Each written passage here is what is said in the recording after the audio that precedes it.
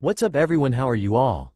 Today we are back with another blazing Naruto story. What if Naruto's family loved Menma but the world feared Naruto's power?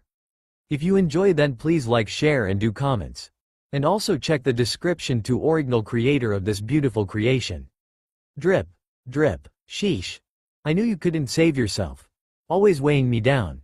Teme, Naruto rasped out. What? Sasuke stammered in surprise. His newly awakened Sharingan had seen what had happened but his mind took a few seconds to catch up. Naruto you. His expression turned to shock when he saw Naruto covered in senbon needles. Now get that lame expression off your stupid face. The Uzumaki managed weakly. Why? Sasuke asked, not knowing what else to say. I used to hate you, you know, Naruto said as he felt his strength leaving him. Then why did you? You should have minded your own business. Sasuke shouted at him. How should I know? My body just moved. On its own. Naruto gasped out before he fell back and Sasuke caught him.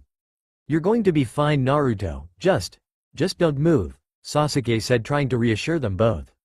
Naruto just scoffed with a wince. I swore I wouldn't die. Until I became Hokage. I thought my oath would save me. But, don't you dare die here, Sasuke. No. Sasuke thought as tears cascaded down his face. In that moment, Uchiha Sasuke's eyes changed again. Without any sign of hesitation, he sacrificed himself to save you. He was a shinobi worthy of respect who, in order to protect someone he cared about, threw himself headlong into what he knew full well was certain death. Is this the first time you've seen a comrade die? Such is the way ninja exist, the masked nin a few feet away stated. Shut up. Sasuke's voice was low as the air around them suddenly became heavier. I won't forgive you, he said with shaking fists at his side. He turned suddenly with his Sharingan spinning and changing, the pupil shifting into a helix-like pattern. Amaterasu! He exclaimed in hatred as black flames exploded from his eyes, setting the ice dome ablaze with unquenchable fire. What? What is this? The masked nin asked in thought as she watched on. He stepped back slightly as the intense feeling of rage washed over her.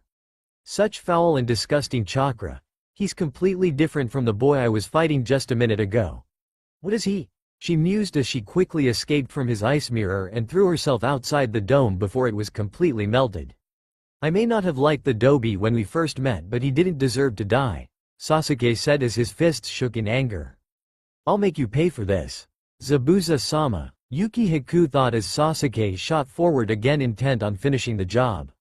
I have failed you. A kunai was thrust into his chest and he was flung back over the bridge.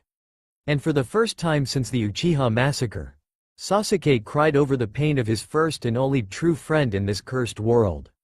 The mist cleared to reveal everyone else on the bridge. Kakashi had his fist driven through Zabuza's chest and Sakura stood with the client at the very back of the bridge. Kakashi pulled his arm out and Zabuza's corpse fell to the ground. Not bad, Kakashi. It looks you win, Zabuza gasped out before the last of his life drained from his eyes. Sasuke? Kakashi asked his student over his shoulder. I'll be fine, sensei. Just give me some time, Sasuke said as he wiped the tears from his face. Sasuke-kun, Kakashi-sensei, you're both alive. They heard the shout from their pink-haired teammate, Sakura. Sasuke thought sadly. What about Naruto? Sasuke-kun, where's Naruto? Sakura asked him. Sasuke didn't reply. Sakura stopped herself from continuing when she saw Sasuke turn away from her. Naruto. No, she thought with wide and fearful eyes. She may not have liked the Dobi of the team, but he couldn't be dead, he just couldn't. I'll stay with you so that you won't be disobeying your sensei's orders, Tazuna told her, and she nodded slightly before pulling towards where Naruto was supposed to be, only to find nothing. Where is he? Sakura asked as Tazuna turned away in guilt. I think he may have fell in the water, Tazuna answered as he cast a look at the nearby edge of the bridge. Don't hold back for my sake. There are times when it's right to give in and shed honest tears, Tazuna told her sadly. I always got perfect scores on all my tests in school. I memorized each and every one of the 100 rules conduct for a ninja. I used to write them out of pride. We had a test one week and the question was, what is the 25th rule of shinobi conduct? Just like always I wrote it down. No matter what happens, a true shinobi must never, ever, show their emotions. The mission is the only priority. Carry that in your heart and never, ever shed any tears. By now she was openly crying. So this is what a shinobi is. It's unbearable, Tazuna thought as he closed his eyes. So Zabuza failed, huh? No matter, I wasn't really going to pay him anyway, a voice spoke from the end of the bridge. Gato? Tazuna asked in surprise as he saw the businessman and the large mercenary force he had at his side. Ninja are so expensive these days. That's why I always hire Nukanen, they're easier to dispose of after the job is done. Though I had hoped a few more of you would have died. Can't be helped, I suppose, Gato mused before pointing his walking stick towards them. Kakashi, Sasuke spoke up with a dark tremor in his voice and the Mangekyo Sharingan spinning wildly in his eyes. Look after Sakura and Tazuna for me, he whispered before purple chakra exploded from his body and took the shape of a large spiritual warrior. Susanoo, wait Sasuke, Kakashi called, but he was too late as Sasuke materialized a bow and launched a large chakra arrow right at Gato. Was that the Sharingan? What happened? Gato barely registered the attack before the arrow tore through his rather large stomach, tearing in two. Run for your lives, one of the mercs shouted as they all scattered, trying to flee from the large ethereal warrior. Kaden. Gukaku no Jutsu. Sasuke exhaled a large red fireball down on the bridge, blanketing the area where the mercenaries were located. They all screamed as they were all burned alive, but some were able to jump into the water below to stuff out the flames. Sasuke dropped to one knee as the chakra construct dissipated. What happened, Sasuke? Kakashi asked him upon seeing his eyes. Sasuke deactivated the Dujutsu a second later and took a deep breath, to awaken the Mangekyo Sharingan, the next stage of my clan's Dujutsu. I had to kill my best friend. What happened? Kakashi questioned again. I couldn't save him. Sasuke trailed off, not knowing what else to say. Damn it, Kakashi gritted out. I'm sorry sensei, it looks like I failed again. The two walked to where Sakura was still crying and they all took a moment of silence before the villagers arrived led by Inari. Kakashi took a look back at what was left of Gato's corpse and proceeded to seal Zabuza in a scroll. The copy nin turned to his team and finally spoke. Let's get out of here. Land of Whirlpools. Underground complex. Pain was the first thing he felt as he started to regain consciousness, though this time he didn't mind the pain. In fact, he welcomed it. Pain meant he was still alive and wouldn't be meeting the Shinigami just yet. The second was confusion as his eyes forced themselves open despite his fatigue and he groaned when he saw what looked like a white ceiling. Just great, he was in a hospital. Where am I? He stammered out as he pushed himself into a sitting position. I wouldn't try to move if I were you. A new and amused voice spoke from his right. He turned his head, saw a rather old man, probably older than even the Sandaime Hokage, standing at his bedside, leaning on a large scroll. Are you a Shinigami? Naruto asked before pain flared through his body once more. No, I'm not, the old man said with amusement. And you feel pain because you're still among the living. He suddenly turned serious. However, it's a miracle that you and that girl survived. Both of you should have been crushed by the rampaging whirlpool that sucked you in. The Fuinjutsu in place would only allow for someone of Senju or Uzumaki descent to survive the transition along with their companions. Uzumaki? My name is Uzumaki Naruto, the blonde introduced. Yes, I know, the old man nodded. The Kyuubi's third Jinchuriki and the son of the Yondaime Hokage's son of… What the hell are you talking about, old man? Naruto stammered in response. It can wait until later, the old man waved off his words before placing his hand over the boy's stomach. I have healed most of the damage you sustained and a good night's sleep should do the rest, especially with the Kyuubi's regenerative abilities boosting your already impressive healing factor. What happened? Naruto asked as the old man turned away. Where am I? You are in an underground compound deep in the former land of Whirlpool, specifically below the ruins of Uzushiogakure no Sato, the former home of the Uzumaki clan, the old man replied before walking towards the door at the far end of the room. Now if you will excuse me, I have another guest to take care of.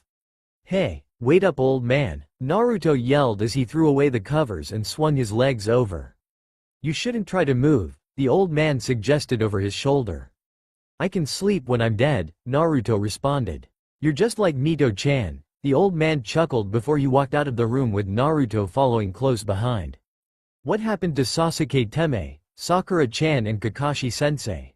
Naruto asked. And what did you mean before about the Kyuubi and me being the Yondaime's son? All in good time, young Uzumaki, the old man responded as they approached a door.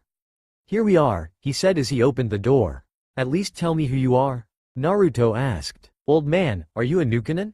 I'm a ghost of the Senju, the old man answered as he turned to face the boy. Senju Hashirama, the former Shodai Hokage of Konoha.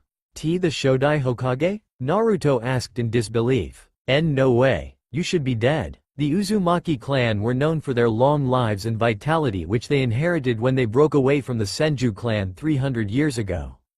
And I personally have always had a stronger life force than others of my clan, Hashirama reasoned. Last time I checked I was about 110 years old now. But, how are you here? If you were still alive, why aren't you in Konoha? Naruto questioned further. Back before the First Great Shinobi War, one took possession of the 9 Biju including the Kyuubi and handed them out the 5 great shinobi villages in order to establish some measure of balance.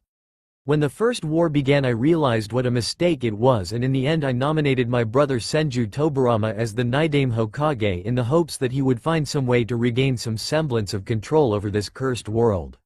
I disappeared after that when my wife, Uzumaki Mito, offered to bring me to Uzushio, and I've remained here ever since, trying to come up with a way to bring true peace to this world, Hashirama explained. Peace? Naruto asked as the two entered the room. Haku? He asked when he took notice of the bed at the far end of the room. A single familiar figure lay down on it, though despite her earlier comments to him of the contrary, she was very much a girl. She's an interesting one, Hashirama commented.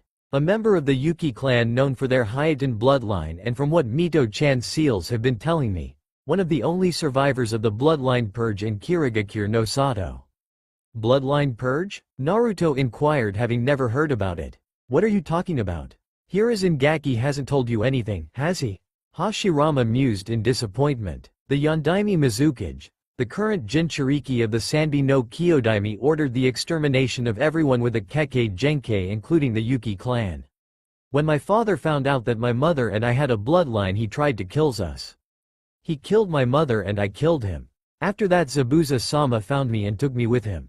I've served him ever since. Haku spoke up as his eyes opened. Where am I? You're in the ruins of Uzushiogakure no Sato, Hashirama answered. You're lucky to be alive. If the kid here hadn't fallen in the whirlpool with you, then you would most certainly be dead right now. Zabuza-sama, is he? Haku trailed off. He's dead, Hashirama told her. My wife placed monitoring seals all over the continent. One of them was in the land of waves watching your battle. Zabuza-san was cut down by the copycat. Then please kill me, Haku requested. I have no reason left to live. You were the hunter nin with Zabuza, and now because he's dead you want to die too? Why? Naruto demanded. Everyone needs something to live for, Hashirama reasoned. As for you Yuki girl, you have a new master now. You? Haku asked confused. No, not me. Hashirama shook his head in amusement. I mean the young Uzumaki here, he said as he gestured to the Kyuubi Jinchuriki. Me? Why me? Naruto asked surprised. I don't want a servant. Well, you've got one now, deal with it. Hashirama waved off his concerns as he pulled out a chair and sat down. It's the spoils of war, kid. Get used to it. Sage knows that he did when he took control of the Biju after beating Madara at the Valley of the End. Naruto-kun. Haku trailed off. My new master. Now, I believe you had some questions for me? Hashirama inquired. I want to know what's going on, Naruto said clearly. Are you sure you wish to know? Hashirama asked. You may not like the answers. Yes, Naruto nodded. You said something about Jintoki, or something. It's pronounced Jinchuriki. It's a word my wife invented and used to describe those with Biju sealed within them, Hashirama explained. 80 years ago, shortly after the clan wars ended and the shinobi villages were founded, my rival, Uchiha Madara, left Konoha and used his Sharingan to take control of the Kyuubi no Yoko. He and I fought what basically amounted to a death match at the place now known as the Valley of the End. After I defeated both Madara and the Kyuubi, my wife sealed the fox inside her own body to keep it from falling into the hands of the Uchiha clan. Why you defeated the Kyuubi and someone who was powerful enough to control it? The scale you're talking about is... Naruto trailed off. By the standards of today, what Madara, the Kyuubi and I were capable of was almost inhuman. Even today a lot of people recognize that we were in a league of our own, Hashirama continued. In fact, most regard my strength as that of legend and myth, like the tales of the Rikudo Sennin, the founder of the shinobi world. You're Hashirama-sama? Haku questioned with widened eyes. The Shodai Hokage. If you require proof then. Hashirama said in amusement as a wooden pedestal rose from the ground at his side.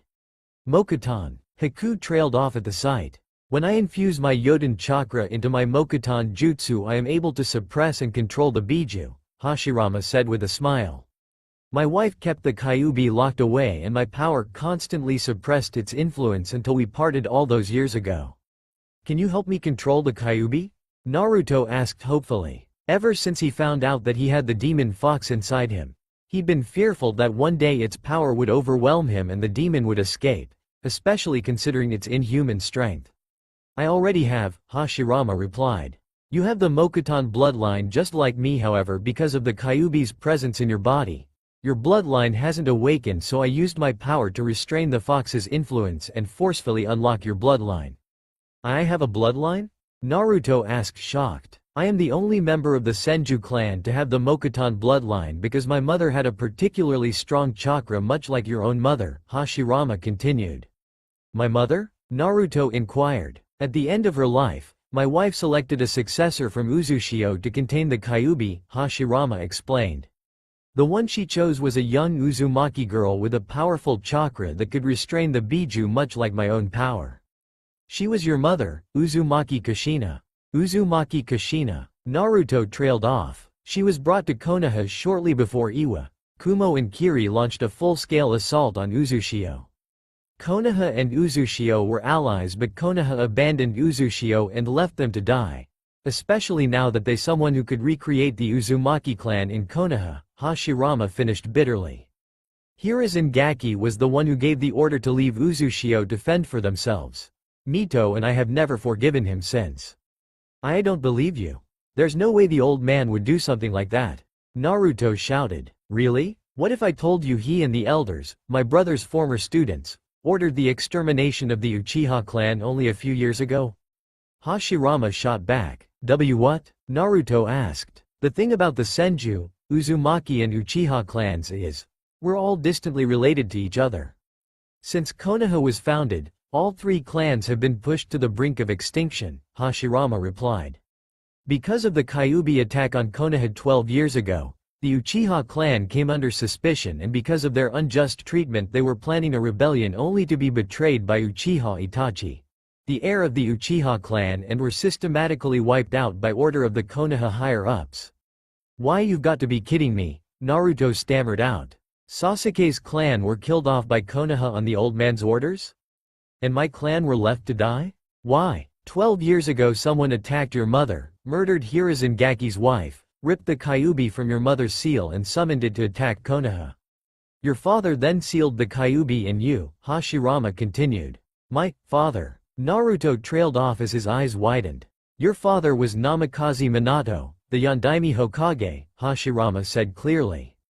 He was a master of Jikukan ninjutsu, surpassing even my brother in some areas, and his mastery of Fuinjutsu was equal to any Uzumaki. He was a true random genius if there ever was one. My father sealed the Kyuubi in me. Naruto clenched his fists at his side.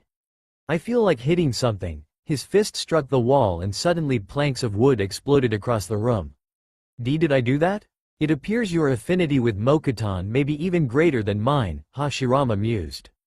Incredible, Haku commented. Indeed, Hashirama nodded. That's not all I have to tell you, young Uzumaki. Your sensei was your father's student and he didn't tell you anything.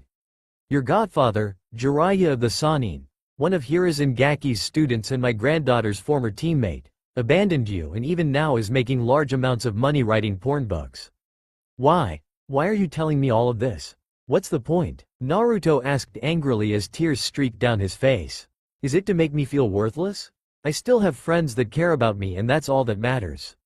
Friends? I looked in on those friends of yours, Hashirama spoke in disgust.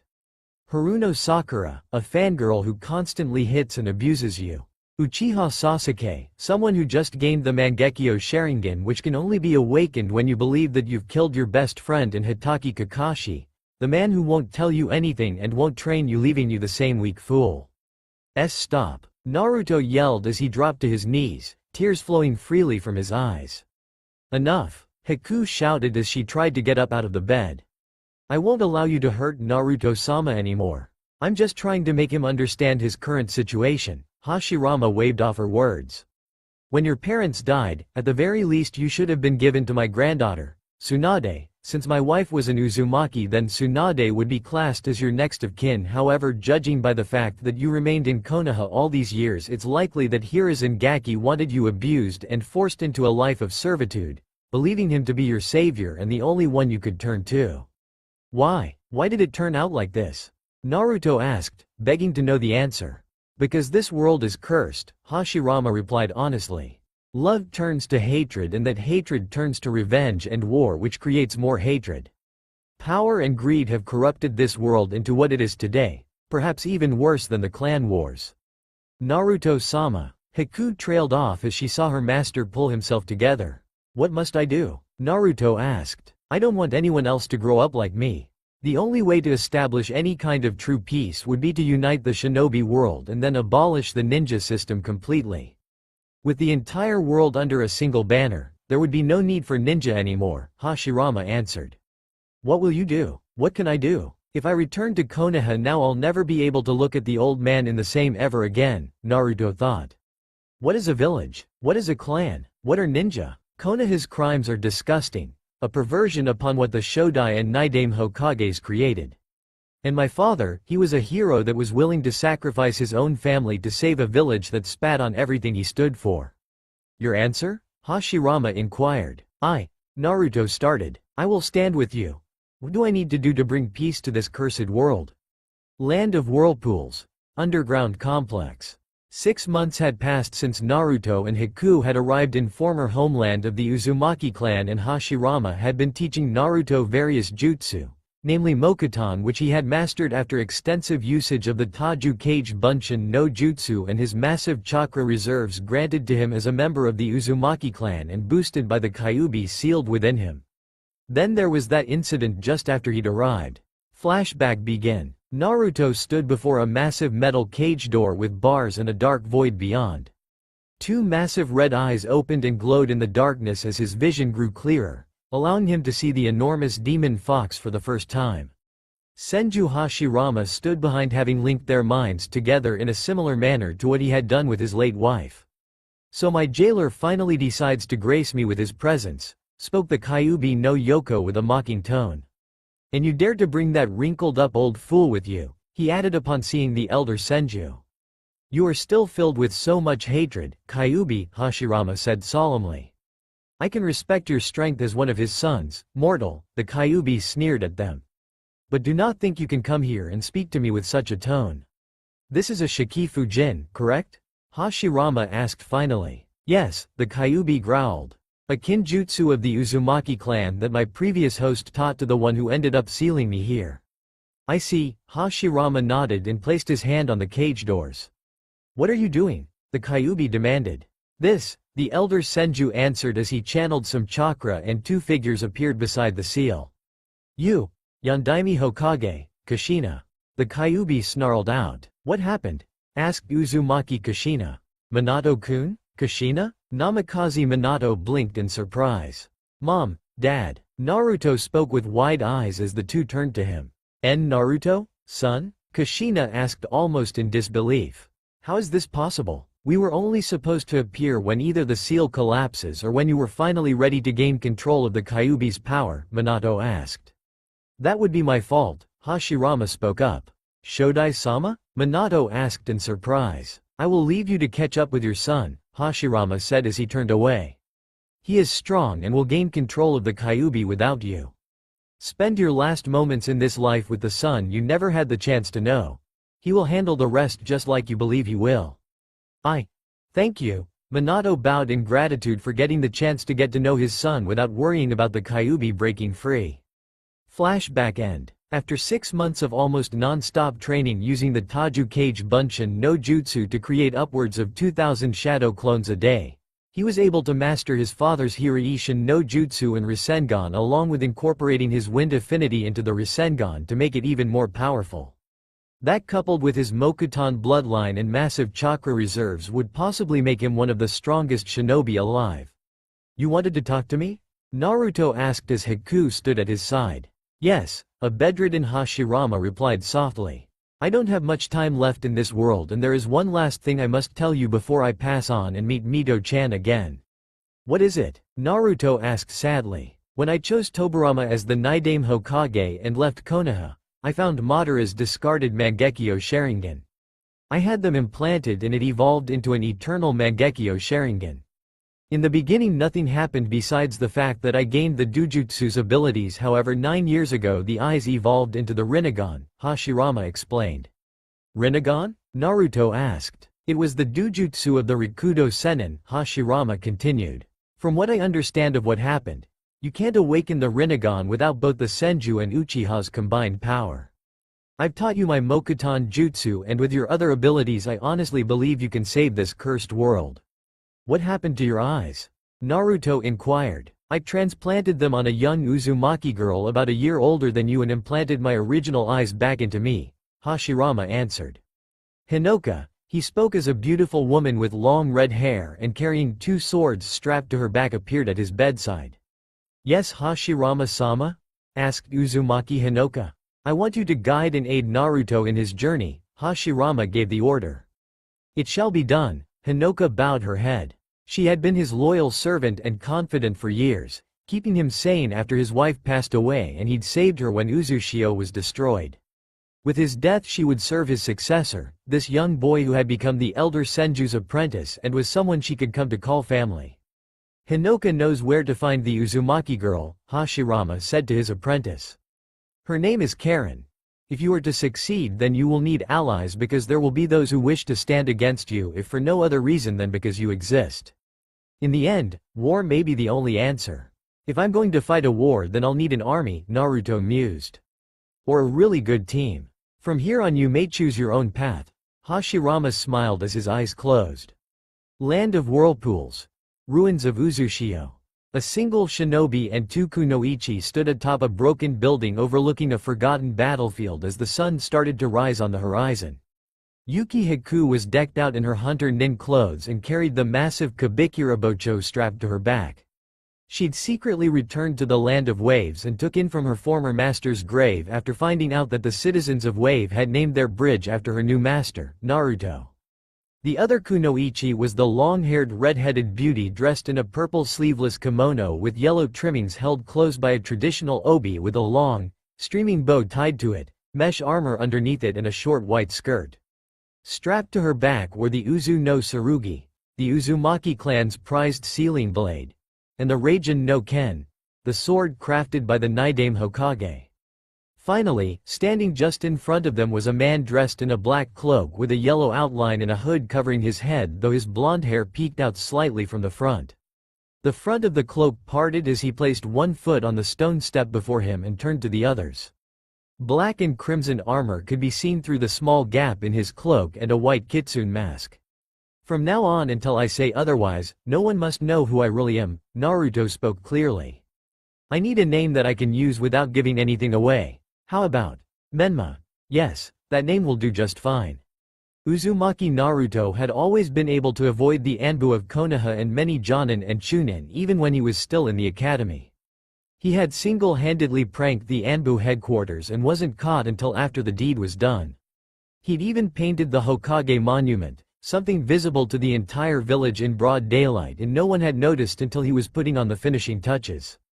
It was no surprise that he'd been able to sneak himself and his 2 new teammates into the restricted training ground 44, also known as the Forest of Death. "There she is," Hinoka whispered as the 3 landed soundlessly on the branches of several large trees and peeked out from cover at the sight that greeted them. There were 3 figures just in front of them. 2 were scar-covered boys and the last was a girl roughly Naruto's age with familiar blood-red hair. Upon closer inspection it appeared she was wearing glasses, no doubt to cover her dujutsu from being seen. Is that Hashirama-sensei's Rinnegan? Naruto asked. Yes, Hinoka confirmed. He transplanted them on her when she was still a girl after Suna ninja raided her home village and killed her parents. As a member of the Uzumaki clan, she also has a powerful chakra, though hers is able to heal others when they bite her, making her potential as a medic nin capable of rivaling both Hashirama-sama and Tsunade-sama. She also has the ability to sense the chakra of others from long range, making it very difficult to get the drop on her. She is no doubt already aware of our presence, however, given the last mission that Hashirama-sama assigned her, it's no surprise that she hasn't called on us yet. Mission? Haku inquired. Hashirama-sama tasked her with infiltrating the village that Orochimaru of the Sannin founded, known as Otogakure no Sato, Hinoka explained. She was able to do so and was assigned to a genin team to infiltrate the Chunin exams disguised as Kusa ninja. From what I understand, he is setting the stage for something that I hope she knows about. We've got company, Naruto spoke up. Something dark and foul is coming our way. It had taken some getting used to. His negative emotion sensing ability that he gained upon forcefully restraining the Kyuubi's influence allowed him to sense even the stealthiest of adversaries.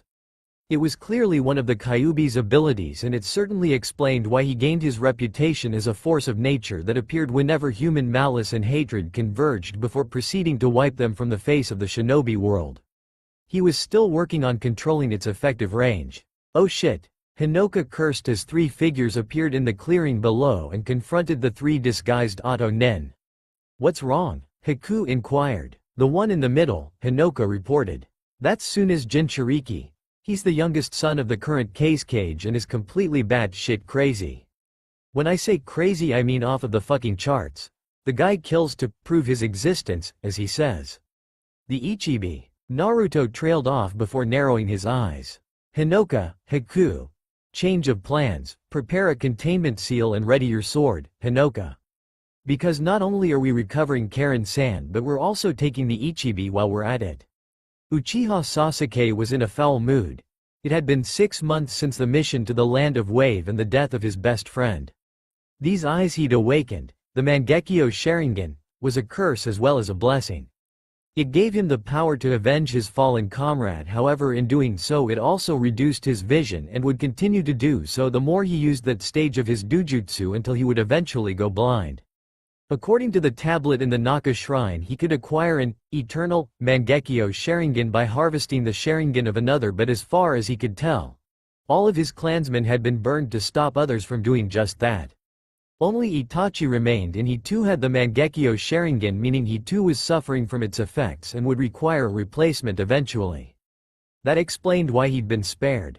Itachi had left him alive as a spare and told him to awaken the same eyes as him, so when the time came he would attain an even greater power than the one he already possessed. According to the few journals he could find regarding the eternal Mangekyo Sharingan, only one man in the entire history of the clan had awakened their Mangekyo Sharingan and harvested the Mangekyo Sharingan of another instead of the regular Sharingan. That man later became known as the strongest Uchiha who ever lived, rivaled only by the likes of Senju Hashirama, who was recognized as the strongest shinobi of his era. His name was Uchiha Madara. He could barely find anything on the man other than he was feared far and wide as one of the most dangerous shinobi who ever lived. His power was so great that he was able to control the Kyuubi no Yoko and summon it to fight for him with nothing more than a single look. Apparently he also defeated both Naidame and Sandame Tsuchikage by himself, which spoke volumes of his power. Sasuke had to shiver from the thought of what Itachi could do with that kind of power. Since the mission to the Land of Wave, a lot had happened. Naruto's name was carved into the memorial stone and he'd spent many a morning standing in front of it along with Kakashi, simply staring at the names of the departed.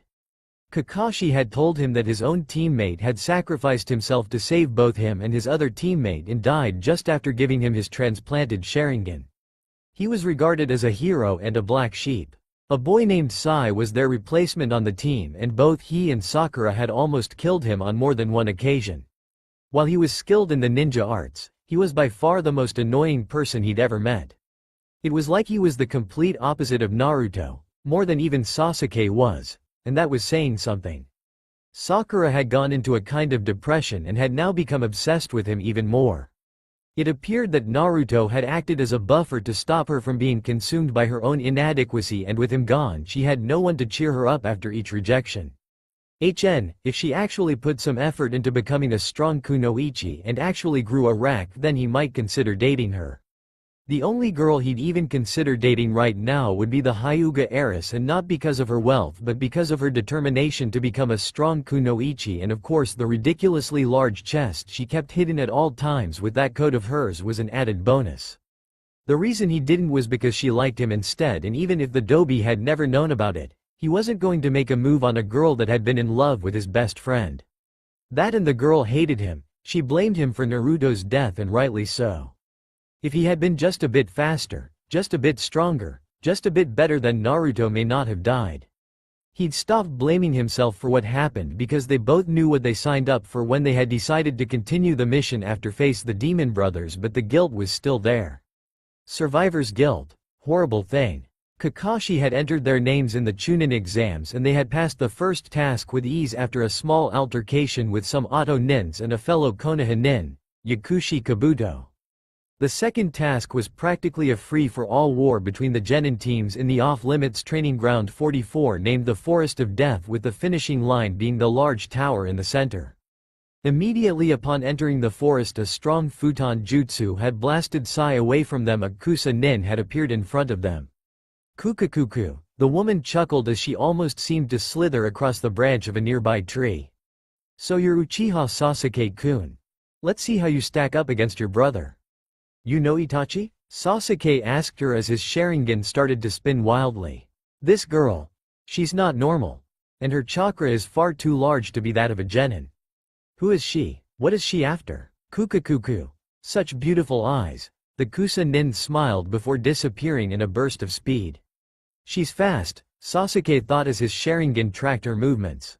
I can't keep up. She reappeared in front of him and slammed her fist into his stomach, sending him hurling into a nearby tree and then crashing down to the forest floor below. Sasuke-kun, Sakura shouted in worry before a wave of killing intent washed over her, freezing her in place as the image of her own death flashed through her mind. Pitiful little girl, the woman spoke amused. A nobody like you has no place here, she said as she turned back to where Sasuke had fallen. She hits hard, Sasuke thought as he wiped away the blood dripping from his mouth. She's not a genin, not even a chunin. She's jonin level, easily. I may have to use the Mangekyo. He glared up at the Kusa Nin and asked. Who are you? You're not here for the exams. You're here for something else, and I bet it's got something to do with me. Kukakuku, the woman chuckled. I'm here to offer you something that no one else can.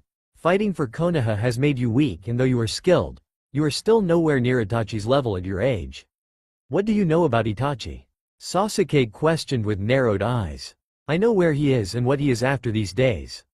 I can give you the power to face him if you join me, the woman spoke with a wide smile. Join you? Never, Sasuke rejected immediately. Maybe I should give you a little taste of the power I can offer you? The Kusa Nin mused. As you are now, you can't possibly defeat Itachi.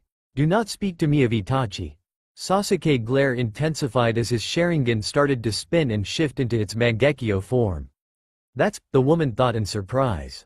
Tsukuyomi, Sasuke whispered as their eyes locked and the Kusa Nin froze. Sasuke quickly formed a set of hand seals and then expelled a huge fireball up at woman. Kaden. Gukaku no Jutsu. Damn, the woman cursed as the flames engulfed her. It exploded in a torrent of fire as she threw herself backwards out of the inferno, her clothes burnt and her skin of her face peeling, revealing another, male face underneath. He has the Mangekyo Sharingan, just like Itachi. Sakura thought in surprise upon seeing the man's true face. Orochimaru of the Sannin? She asked in shock. Remember the photos of Konoha's legendary traitor? Orochimaru, huh? Sasuke mused as he landed beside his teammate. What's an S-rank criminal of Konoha want with me? I underestimated you, Orochimaru sneered at them. You're just like Itachi, you even have the same eyes as he does. I am nothing like Itachi, Sasuke snarled as black flames exploded from his eyes. Amaterasu, that's too much, Orochimaru thought as the black flames covered him. His mouth opened wide and another Orochimaru climbed out before quickly dashing away as the remains of the first one were incinerated.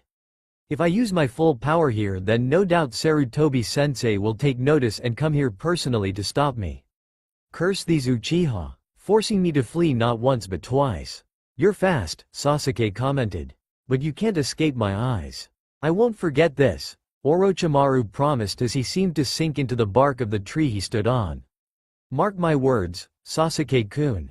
Your body will be mine. He was gone a moment later. My body. Sasuke trailed off as his eyes returned to normal and his vision suddenly blurred. Damn, he cursed as he steadied himself. Sasuke-kun? Sakura asked worried. I'm fine, Sakura. Sasuke waved off her concern as his vision returned. Let's find Sai and find a scroll we can use to finish the task. Uzumaki Karen had always been special. When she was young, her home village was attacked and destroyed by Suna, resulting in the death of her family. She'd always been able to sense the chakra of others and so was able to warn her parents of the approaching Suna forces, but even with prior warning the village was still wiped out, forcing her to flee. The Suna nins pursued her, and it was when they cornered her that her life had changed forever. Senju Hashirama had bestowed the Rinnegan upon her, giving her the power to defend herself and avenge her parents' deaths. She'd slaughtered the Suna nins, and after burying her parents, a distant cousin of hers called Uzumaki Hinoka arrived under orders from Hashirama-sama to bring her to him in order for him to train her to use the gift he'd given her. With nowhere else to go, she accepted the offer. After 3 years of training, she was tasked with infiltrating Oto, and a year later she now stood here, in the forest of death, taking part in the Chunin exams. Her 2 teammates were fools with delusions of grandeur that she would gladly kill when given the chance, and judging by the sight of the 3 Suna nins that had dropped down in front of them, she was about to get her chance. She could sense the other 3 watching on not too far away, one of which she was able to identify as her clansman. Hinoka, however, the other 2 felt strange. The chakra of one of them felt cold as ice but with a spring feel, while the other was a shining light with a huge and chaotic chakra beneath the surface like a raging storm. Interesting. Back to the matter at hand. The 3 Suna nins in front of her felt strange, and not in a good way either. The most noticeable was the boy in the center, who arguably had an enormous chakra for his age rivaling that of Hinoka Nichan's, while the other 2 appeared afraid of their comrade. Like the one with Hinoka, this boy also had a second chakra that was bubbling just below the surface. The killing intent he was leaking was also a giveaway of his intentions. Give us your scroll, sand trash, spoke one of her stupid teammates. Gaara. The blonde Suna Kunoichi trailed off as she stared worriedly at her brother. Tamari, the other Suna shinobi, whispered to her. Don't, he warned. But Kankuro, Tamari said back. You know we can't stop him, Kankuro muttered sadly. Sabaku Q. Gaara spoke calmly as sand exploded from the ground and grabbed hold of the one who demanded something of him. What the hell? The Oto nin shouted in shock and fear as the sand encased him. Sabaku Soso. A look of glee appeared on Gaara's face as he raised his hand and clenched it into a fist. The sand imploded, crushing the captured Oto nin and splattering blood all over the ground. No way. The other Oto nin stammered in fear as he fell backwards onto his rear and tried to push himself away. Impressive, Karen commented as she appeared behind her last teammate. Well, since you just killed one of my teammates, I can no longer pass this task, so I think I'll stop playing around. What? Karen? Her former teammate asked as she grabbed his head and pulled. Ninjendo, Karen whispered as she ripped out the Oto nin's soul and threw it away without a care, to the surprise of the 3 Suna nins. What the hell was that? Kankuro asked. He was your own teammate and you just killed him. Why? Tamari questioned. Oh please, Karen rolled her eyes in disgust. My allegiance lies elsewhere. She then took off her glasses, revealing her gray rippled eyes. Now to deal with you 3. You will prove my existence. Gaara spoke clearly as sand spiraled around the Uzumaki Kunoichi. Sabaku Q. This trick again, huh? Karen mused as her eyes glowed. Sabaku so, Gaara started. Tendo. Shinra Tensai. Karen spoke calmly as the sand shifted and was repelled away from her to everyone's surprise. So weak, she commented as she raised her. Tendo. Bansho Tenon. The moment her words left her lips, Gaara was pulled towards her. Gaara. Tamari shouted in worry as she swung her large metal fan. Futon. Kamaitachi no Jutsu. She bellowed as a gust of wind shot at Karen. Gakido. Fujutsu Kyuin, Karen whispered as she brought her other hand up and seemed to absorb the wind blast. How did she? Tamari asked in surprise at seeing her jutsu be rendered useless. Faster than they could see, Karen's fist shot out as Gaara was pulled towards her and struck him across the jaw, shattering his sand defenses and sending him rolling across the ground. Quickly getting over his shock at seeing his untouchable brother being beaten like one would an insect, Kankuro quickly sent Karasu to attack the Uzumaki Kunoichi. Shirado, Karen spoke as her arm seemed to detach, revealing a long tube-like machine where blood and organic tissue were supposed to be. The inside of the tube glowed green before a blast of chakra exploded from the barrel, tearing Karasu in two and scattering its remains around her. What the hell is she? Kankuro asked in surprise. Is she some kind of human puppet? My jutsu are useless against her. Kankuro just lost Karasu and Gaara was just hit for the first time ever. At this rate Gaara may actually release that creature, Tamari thought with mounting fear as a wave of killing intent and utter insanity washed over the area. That chakra. Karen trailed off before narrowing her eyes. Geto. Chakura Kusari.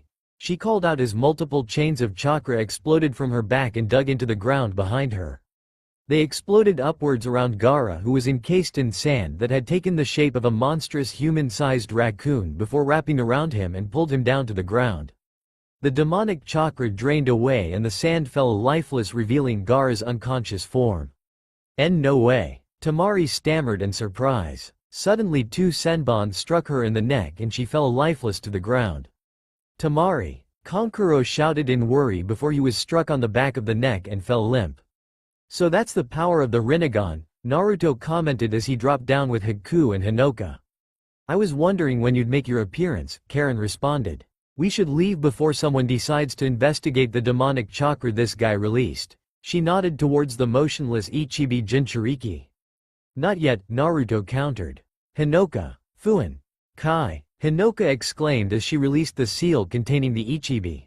Here we go, Hinoka whispered as she unsheathed the Uzu no Tsurugi and impaled Gaara through the back before quickly pulling the blade out and quickly placing sword in the nearby kettle she'd unsealed. The demonic spirit was ripped from Gaara's body and was soon pulled into the kettle, imprisoning it within. Fuinjutsu. Arashi Fuin, she whispered as the Ichibi was sealed. It's done, she declared. A Jinchuriki, huh? Naruto asked as he gazed down at the now deceased Sabaku no Gaara. He doesn't deserve to die like this. You mourn the enemy? Karen asked confused. I'm a Jinchuriki too, Naruto responded. I know how it feels like to be hated and despised because of what I am. I wouldn't wish our fate on anyone no matter who they are, even if it isn't so bad anymore. Very well, Karen nodded in satisfaction. Geto. Rinne Tensai no Jutsu. She formed a hand seal and Gaara's body suddenly glowed green as the life suddenly returned to his body. That jutsu is always exhausting, she commented suddenly out of breath. A resurrection technique? Naruto mused. We should get out of here, Haku spoke up. Agreed, Naruto nodded and held out his arms. Everyone, grab on, he told them, and they quickly grabbed hold of his arms. Hiraishin no Jutsu, they were gone a moment later. Land of Wind. Suna, Case Cage Tower. The Yondaime Case Cage was a very angry man when the Jonin assigned to train his 3 children reported what had happened to him. At first he didn't believe what he'd been told, but that disbelief soon changed to anger when he realized that not only did he lose the Ichibi but also that it was now in the hands of an unknown. Are you telling me that not only was Gaara defeated but Shukaku was taken by some genin child from some backwater village? The Case Cage shouted in outrage. Yes sir, Baki confirmed. Gaara is alive, though no one is sure how that is possible, least of all Chiobazama. The Ichibi's previous Jinchuriki both died when Shukaku was removed from their bodies, the Case Cage said through gritted teeth and leaned back in his chair. So where do we stand? Gaara still has control over sand and his automatic defenses seem to be intact despite no longer containing the Ichibi. However, without Shukaku he will not be able to release it during the Chunin exam finals in 1 month, Baki reported. This is a disaster, the Case Cage gritted out. Without a Biju we cannot hope to attack Konoha with any hope of victory. With all due respect, Case Cage-sama, Baki bowed his head. From what Yakushi Kabuto has told us, Konoha has recently lost their Jinchuriki, leaving them weakened. Even without the Ichibi, Gaara is still a formidable opponent and can easily kill anyone that challenges him. Do not underestimate Konoha, the Case told him. They have stood as the strongest shinobi village ever since the founding of the 5 great nations. And yet they've grown weaker since the death of their Yondaime Hokage, spoke Chiyo from the doorway. Sarutobi Hiruzen may be strong, but he is far past his prime. Of his students only Jiraiya Gaki remains loyal to him, and other than that there are no other S-rank shinobi in their ranks. If there was ever a time to put an end to Konoha, it would be now, declared her younger brother Ebizo. Chiyo Bazama, Ebizo Jisama. The Case bowed his head in respect for the 2 village elders. Welcome. What will you do, Yondaime Case-sama? Chiyo asked. We'll destroy Konoha, land of fire. Konoha, Hokage monument. Uzumaki Naruto atop the head of the Yondaime Hokage's face carved into the mountain overlooking the village below with a look of indifference. This village was cursed. Ever since it was founded, the Senju, Uzumaki and Uchiha clans had been pushed to the brink of extinction while everyone else prospered, living lives of comfort and luxury on the pain and suffering of him and those like him. Not anymore. It's time to begin, he said before he jumped and disappeared in a yellow flash. Across the village, the Sandaime Hokage, Sarutobi Hiruzen, was putting on his armor knowing that his wayward student Orochimaru would make his move today. Whatever was going to happen, he needed to be prepared, especially considering he didn't plan on letting his student escape again. He already had a lot of regrets. Orochimaru, Tsunade, Minato, Kushina, Naruto, Bawako. He wished that he could have done something for them. Suddenly an oppressive feeling washed over him, like a lingering wrongness was in the air, much like what he had felt 13 years ago. It couldn't be, he thought before quickly putting on his remaining armor and running out of the door. Kuchiyose no Jutsu, Naruto whispered as he slammed his hand down on the roof of a building. An explosion of smoke caught the attention of everyone around before a loud roar echoed across the village, freezing the thousands that inhabited Konohagakure no Sato in shock and fear. Do it, Shukaku, the blonde ordered as he retracted several vines from the Ichibi's back and jumped, disappearing in a yellow flash. This is, Hiruzen thought upon seeing the massive sand tanuki. Hokage-sama, it's the Ichibi. The Ichibi just appeared out of nowhere, shouted an Anbu that appeared at his side. I know, I'll hold it back, evacuate and protect the civilians. Hiruzen ordered, and bring my grandson to me, he added to his eternal shame. I'm sorry Konohamaru-kun, but as Hokage I must seal the Ichibi away and you are the only candidate I have. Yes sir, the Anbu bowed before disappearing in a burst of speed. The Ichibi roared again, leveling buildings and unleashing a wave of sand through the village, crushing all that it touched before turning its attention to the Sandaime Hokage. So you've noticed me already? Hiruzen muttered as it roared again. Futon. Renkuden. Shukaku bellowed as several massive blasts of wind exploded from its mouth and exploded, destroying dozens of buildings where they struck. This can't go on, Hiruzen spoke as he quickly formed a set of hand seals.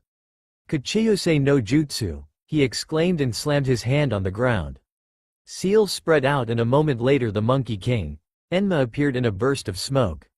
Hiruzen, what the hell happened here? Enma asked in surprise upon seeing the Biju tearing the village apart. It appeared out of nowhere, Hiruzen replied. I need your help, old friend. You have it, Enma agreed. Just then Shukaku roared again and started gathering red and blue chakra spheres into a large black ball in its mouth. No, Hiruzen said as his heart sank seeing the Ichibi ready that particular jutsu. Enma, he shouted. Kongo Roheki. Enma called out as dozens of clones formed around him and transformed into staffs. They stacked themselves in front of the pair as the two took cover and a thunderous sound filled the air. Bijudama. Shukaku bellowed as the sphere in its mouth exploded forwards in a beam of dark yellow light, tearing the earth apart leaving a large gash through the center of Konoha all the way to the village walls. Damn, Hiruzen cursed as the blast died down. Hiruzen, are you alright? Enma asked as his clones dispelled. I'm getting too old for this shit, Hiruzen grumbled as a flicker of movement appeared behind him. What? He thought as someone grabbed his shoulder. Hiruzen, Enma shouted as he lunged forward, just narrowly grabbed hold of Hiruzen's arm before the three vanished in a yellow flashed. Land of Fire. Namikaze Residence. Hiraishin no Jutsu. The words echoed. Hiruzen and Enma crashed to the ground, rolling on the grass before painfully pushing themselves to their feet. That was. Hiruzen trailed off in shock and took notice of where he was. They were in front of Minato and Kushina's old house, now destroyed from the inside and left like that ever since as a monument and a grave. You will face me, Sandame Hokage, spoke a deep voice drawing their attention. Naruto stood straight as his cloak waved in the wind and his mask shined with morning light. Who are you? Hiruzen questioned. How do you know the Hiraishin no Jutsu? The name is meaningless to you, Naruto said calmly. Call me Menma. I am the savior of this world. Savior? Hiruzen trailed off confused. Don't take me for a fool. You can control the Ichibi, you set it loose on Konoha and know how to perform the Yondaime Hokage's signature Jikukan ninjutsu with enough skill to get the drop on me. You aren't any ordinary shinobi, though judging by your height I would say that you are still a child, he commented. Though he may just be short like Onoki. I am the one who will bring about peace to this cursed world, Naruto declared. Hiruzen, Enma spoke as he made a hand seal. Talking won't do anything here. He transformed into a staff a second later. Henge. Kongonyoi, his summoner grabbed hold of the staff and twirled it round before settling into his bojutsu stance. It doesn't matter who you are, Hiruzen declared. As an enemy of Konoha you will be stopped here before you can do any more damage. We'll see about that, Naruto said before throwing a familiar three-pronged kunai at him. Hiraishin no Jutsu, he reappeared beside Hiruzen and drove a blue chakra ball into his stomach. Rasengan. Hiruzen's body suddenly blew apart into a splatter of mud. He's fast for an old man, I didn't even see him switch with the mud clone. Doden. Doryu Taiga. Hiruzen spoke from behind him as the mud at his feet shifted and dragged him towards the wall surrounding the former Yondaime's residence. Doden. Doryuden, a dragon head appeared and spat out mud at the masked blonde. Kaden. Karyuden, he exclaimed as he spewed a stream of fire into the blasts of mud, setting them ablaze. Not bad for an old man, Naruto thought as he quickly formed a set off hand seals. Mokuton. Mokujoheki, wood shut up from the ground and locked into place, creating half a dome in front of masked blonde. That's, Hiruzen thought in surprise. He has the Mokuton bloodline just like the Shodai Hokage, he narrowed his eyes. Are you a Senju? I am the inheritor of the will of fire, Naruto replied simply. Konoha betrayed everything that the Senju stood for and will vanish from this world for their crimes. This one is dangerous, Hiruzen mused. No wonder he was able to control the Ichibi. He has the Mokuton bloodline just like Hashirama-sama. Mokuton. Daijiren no Jutsu, Naruto said as he thrust his right arm out. It quickly changed into a large wooden tree which shot right at Hiruzen, swatting the flames away as it sprouted branches that quickly descended upon the old Sarutobi. Though he lacks Hashirama's raw power much like Tenzo, Hiruzen deduced as he narrowly evaded the assault and quickly jumped away. Someone who knows Hashirama's and Minato's jutsu is too dangerous to let live. If I don't stop him here he will no doubt destroy Konoha and possibly the rest of the world too. Mokuton. Mokusatsu Shibari no Jutsu. Naruto exclaimed as large wooden columns rose from the ground and interlocked around him, prevent his escape. Kaden. Karyu Enden. Hiruzen called out as he exhaled a large blast of flames from his mouth that quickly incinerated the wooden bindings. He jumped back and landed on the outer wall of the destroyed house. This is about my limit, Naruto thought as his eyes narrowed behind his mask. I still need to master the level 2 Hiraishin no Jutsu before I can reach Dad's level, and my chakra control isn't good enough to start throwing around Hashirama-sama's more powerful jutsu. If I use the Kyuubi he'll know who I am, and that's something I don't want getting out. Everyone thinks I'm dead so no one is looking for me, but if I want to keep the fact that I'm alive a secret I mustn't use the Kyuubi's power. I won't let you do as you please anymore, Hiruzen declared as he readied his staff. No, that's enough, Naruto said as he took a step back. I'm done here. What do you mean? Hiruzen questioned. I wanted to test myself against the god of shinobi, that is supposed to be the strongest shinobi alive, Naruto replied. From what I've seen you're long past your prime, so I no longer have an interest in the situation. I will not let you just leave, declared the Sandame Hokage. Try and stop me, Naruto challenged before disappearing in a yellow flash. Hiraishin no Jutsu. He said his name was Menma, Hiruzen thought. If he is still a child, that means he still hasn't realized his full potential yet. It's only a matter of time before he surpasses me completely, and I may not be here to face him next time. Despite his strength, even he could not fight the passage of time. No, there is always a way. I just pray you can forgive me, Konohamaru-kun. He turned and jumped into the trees, heading towards Konoha. Land of Fire. Konoha, Hokage Tower. Uzumaki Hinoka and Yuki Haku had infiltrated the Hokage Tower and quickly made their way through the hallways towards the Hokage's office. When Naruto had summoned the Ichibi in the center of Konoha, all of the shinobi in the tower had immediately gone out to either fight the attacking Biju or evacuate the civilians from the battlefield, leaving the tower deserted. Here it is, Hinoka said as they opened a wall safe to the side of the office. I can't believe the Hokage kept it here even after Naruto-sama stole it the first time. Haku commented as the Uzumaki Kunoichi lifted out a large scroll from the safe. Only 3 people knew it was here, Hinoka reasoned. The Hokage, Naruto-kun and Orochimaru. Naruto-kun? A voice asked in surprise and hope? Who's there? Hinoka demanded as they turned swiftly. Why, you said Naruto-kun, spoke a girl with lavender hair and white eyes. Did you mean Uzumaki Naruto? It's times like these that I wish Karen Dono would scout out the area, Hinoka muttered as Haku disappeared in a blur and reappeared behind the newcomer. Who are you? She questioned.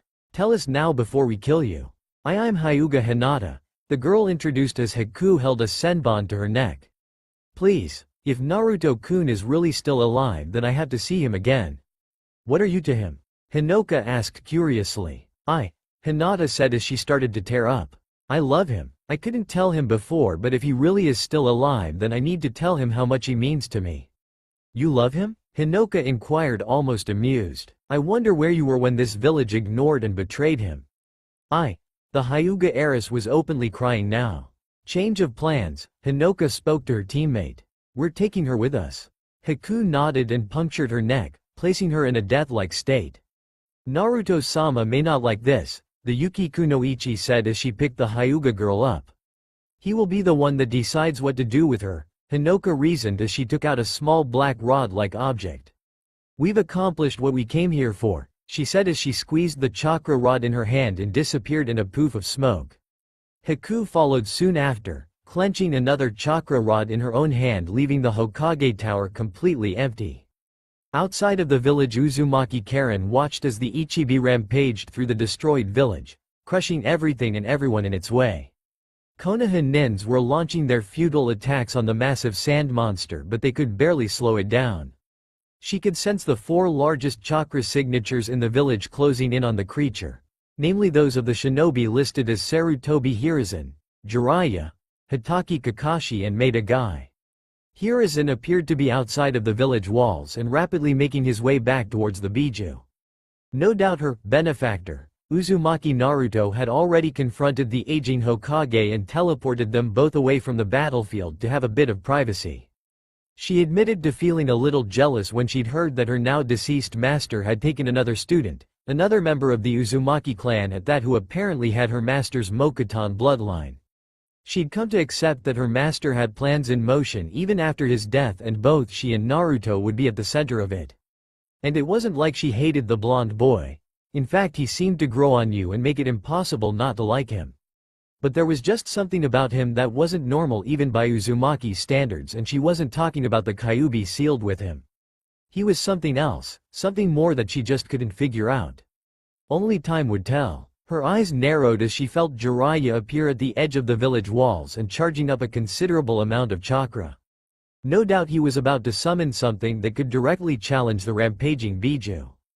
The others, Kakashi and Gai, were dashing towards Shukaku with a much smaller chakra signature that she didn't know following close behind. Could it be? Are they really planning to? Karen thought, only to stop as she felt a now familiar tug from the 2 chakra rods she'd created and given to Hinoka and Haku. Chikushodo. Kachiyose no Jutsu, she whispered as she formed a hand seal, and 2 seal matrices formed at her sides, followed by a pair of explosions of smoke. The smoke cleared, revealing not two kunoichi like she had been expecting but a third as well, though the unexpected guest seemed to be unconscious. I thought you were getting Hashirama-sama's forbidden scroll of sealing, not some Hyuga girl? We retrieved the scroll, Hinoka informed. As for the girl, she was a target of opportunity that Menma-kun will decide what to do with. Whatever, Karen spoke dismissively. A yellow flash caught their attention as Naruto appeared in their midst, his cloak waving in the wind as he landed beside them. I trust you had fun? She asked in a neutral tone. Despite his age, the old man shouldn't be underestimated, Naruto replied. Though, he is far past his prime if I am able to hold my own against at my current level. Indeed, Karen mused. Naruto-sama, Haku spoke up. We have an extra, she reported with Hinata slung over her shoulder. Hinata. Naruto trailed off. Why is she here? Apparently she loves you, Hinoka answered. I thought you might like to deal with her yourself. We're leaving, Naruto said clearly. There is nothing for us here now. The others nodded and grabbed hold of his arms before they all disappeared in a yellow flash. Land of Fire. Konoha, battlefield. Kachiyose no Jutsu, called out Jiraiya of the Sannin, as landed in front of the massive sand demon rampaging through his home village. The mighty Gamabunta appeared in an explosion of smoke with Jiraiya riding on his head. Jiraiya? What the hell is going on? Gamabunta yelled at the sight that greeted him. The Ichibi is attacking Konoha, Jiraiya answered. It came out of nowhere just like the Kyuubi did 13 years ago. Damn, not again. Gamabunta shouted as he lunged forward with his sword drawn and slashed as he rushed past the Ichibi. Gamadasuzen! The Toad boss exclaimed as his sword tore through the sand demon's right arm, ripping it off before he was forced to jump away. Shukaku's physical strength is top-notch. You'll pay for that, Shukaku snarled before belching out several large wind spheres. Futon. Rinkuden. Sweden. Tepodama. Gamabunta countered as he unleashed several water bullets of his own. The two attacks struck each other and exploded in a blast of air and water, blowing both of them back. Got any ideas? Bunta, give me some oil, Jiraiya yelled as he formed a hand seal. Kaden. Gamayu Enden. Both Gamabunta and Jiraiya exclaimed as one. A stream of oil exploded from the Toad boss's mouth and was quickly directed at Shukaku, only for the oil to suddenly ignite and turn into an inferno when Jiraiya breathed fire into the stream. The flames engulfed Shukaku's form, turning a large amount of it into glass, though it quickly became clear that it wouldn't hold the insane Biju for long. Red chakra was leaking out from the demon and the glass was starting to crack, signifying its return. It's just going to keep reforming at this rate, Gamabunta said as he watched the glass start to break apart. This ends now, a familiar voice shouted as a large staff, many times large and longer than normal, struck down on the glass-covered Ichibi, shattering it into scattering shards. Sensei? Jiraiya yelled in surprise as Hiruzen dropped down in front of both him and Gamabunta. What happened? Where were you? He asked, wondering where the village's Hokage was during this crisis. I was confronting the one behind this attack on our village, Hiruzen replied. Someone orchestrated this? Jiraiya asked in surprise. He'd had a theory that the Kyuubi's attack might have been engineered by someone, namely that man, but now it seemed like his theory had been confirmed. Uchiha Madara, he muttered knowingly. Jiraiya? Hiruzen inquired. I always thought that the Kyuubi attack 13 years ago was strange, Jiraiya reasoned. I believe someone was behind that attack as well. If it is the same man I faced, then. Hiruzen trailed off as Kakashi, Guy and his grandson, Konohamaru, landed beside him. We've brought him, Hokage-sama, Kakashi spoke in a neutral tone. I don't agree with this, Guy added. This is most unyouthful. It has to be done for the good of the village, Hiruzen told them before turning to his obviously frightened grandson. Konohamaru, I'm sorry, I have do this as the duty of a Hokage is to protect the village. You will be a hero from this day forth and I wish you a happy life. Gee, Grandpa? Konohamaru asked in worry. Shiki Fujin, Hiruzen exclaimed as he formed a hand seal and the spectral form of the death god appeared behind him. Do it, he gave the order and the Shinigami's hand tore through his back and shot out through his stomach. It quickly latched onto Shukaku's reforming body and started pulling it in. Fuin. His called out as his hand slammed into Konohamaru's gut and the sand demon was quickly pulled inside the boy's rapidly forming Hake no Fuin Shiki engraved on his stomach, knocking him unconscious.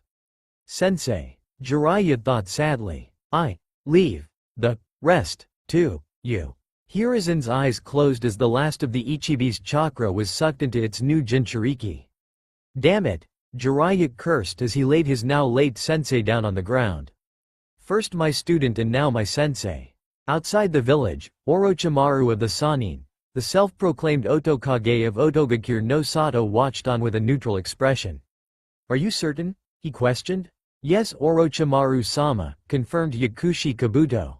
Both of the sacrifices for the Edo Tensei have been sabotaged. I see. Orochimaru trailed off. At least I killed that fool of a cage. However, Suna has already withdrawn when they saw the Ichibi on a rampage.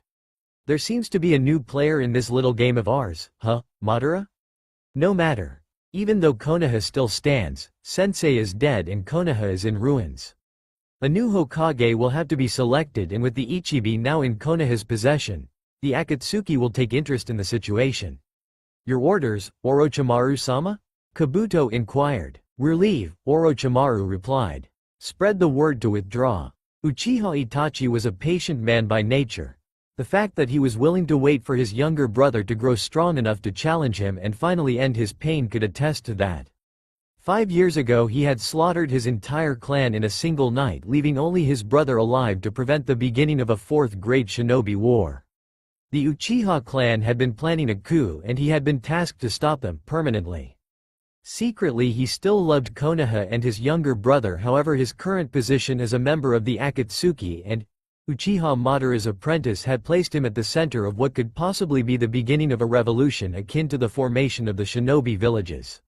When Zetsu had informed them that the Ichibi had been removed from its still-living Jinchuriki and had attacked Konoha, the entirety of the Akatsuki organization had been surprised and in Madara's case a little confused.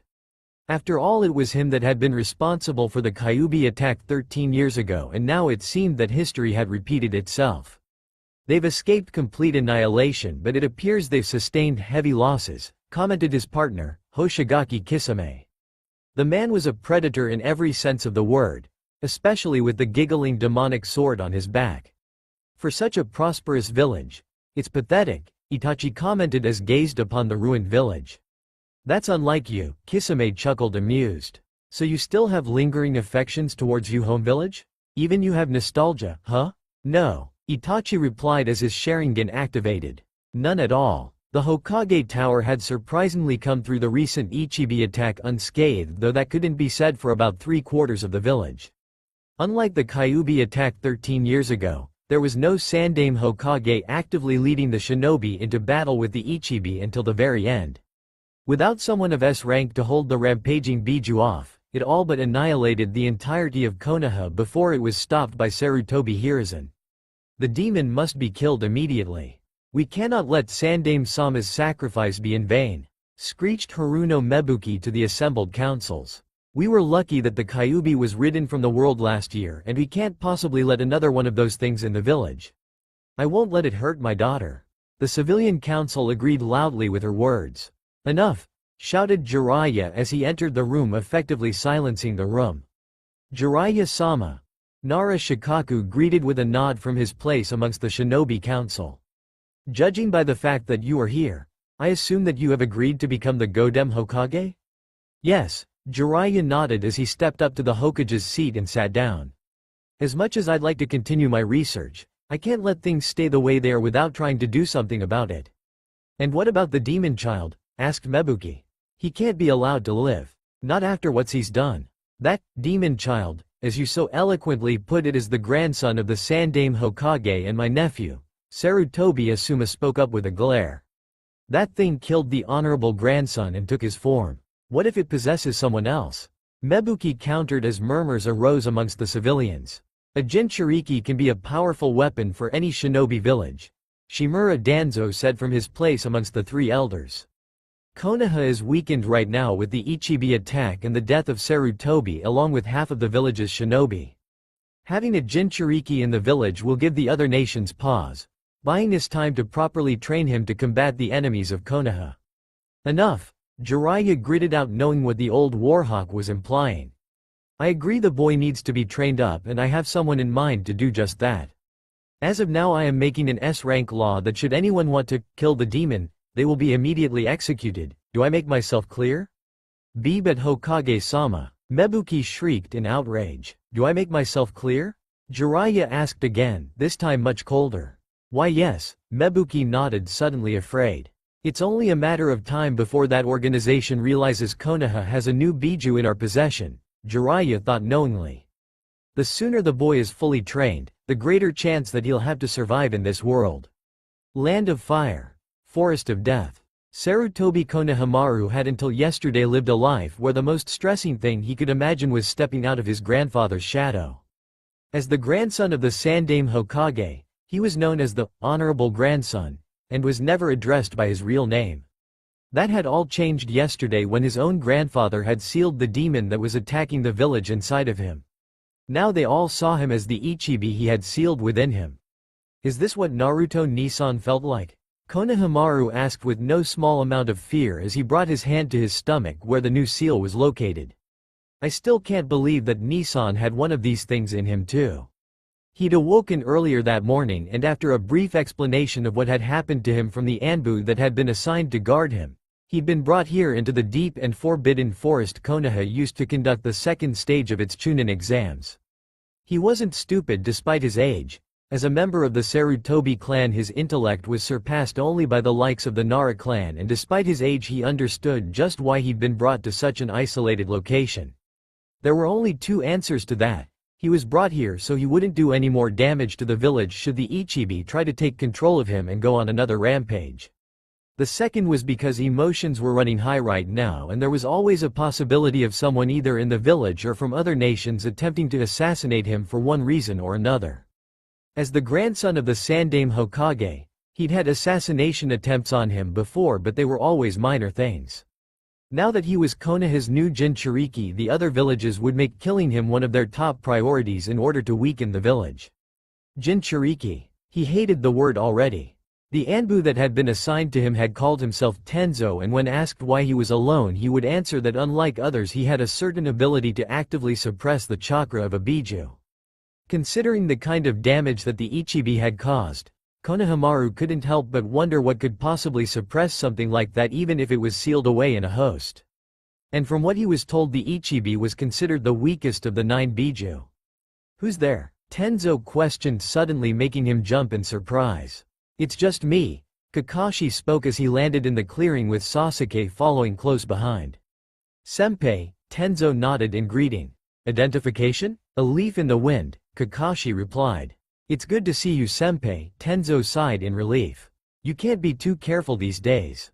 Agreed, Kakashi nodded as he and Sasuke approached. What's the kid doing here? Tenzo inquired. I thought a Mangekyo Sharingan may be useful should the seal fail, Kakashi reasoned before turning to the young Sarutobi. Jiraiya-sama would like to take a look at the seal to see if everything is intact, though if it's anything like Naruto's it will only allow chakra to leak into his chakra reserves. I still can't believe the Dobi had one of things sealed in him, Sasuke spoke up. Even when he was alive, he was a sacrifice, and when he died he was one too. The Sharingan has always had the ability to control the Biju, Kakashi explained. That was one of the main reasons he was assigned to my team along with you, Sasuke. Speaking of teams, Sasuke said curiously. What's happening to Team 7 now that Sai has left the team? Konohamaru-kun here will be taking his place, Kakashi answered.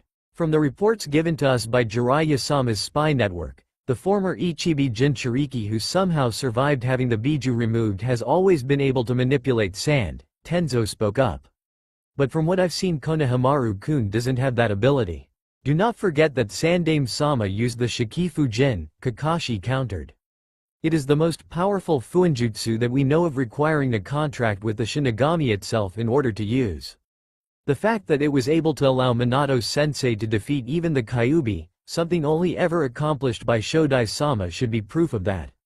Suikoden. Suikoden no Jutsu. A voice called out, surprising them as a large shark-shaped bullet of water descended upon them. That's, Kakashi thought as he quickly made a series of hand seals. Suikoden. Suiryuden no Jutsu. He exclaimed as the water of the nearby pond shot up and took the shape of a dragon before swerving and intercepting the attacking water shark. Don't overdo Kisame, a new voice spoke clearly. We need him alive. That voice. Sasuke thought as his eyes widened. It can't be. Uchiha Itachi, the man who wiped out the Uchiha clan. Kakashi spoke upon seeing the two Nukenin as he lifted his Hite 8 to reveal his Sharingan. And Hoshigaki Kisame, a member of Kiri's 7 shinobi swordsmen. A Sharingan? Kisame mused at the sight.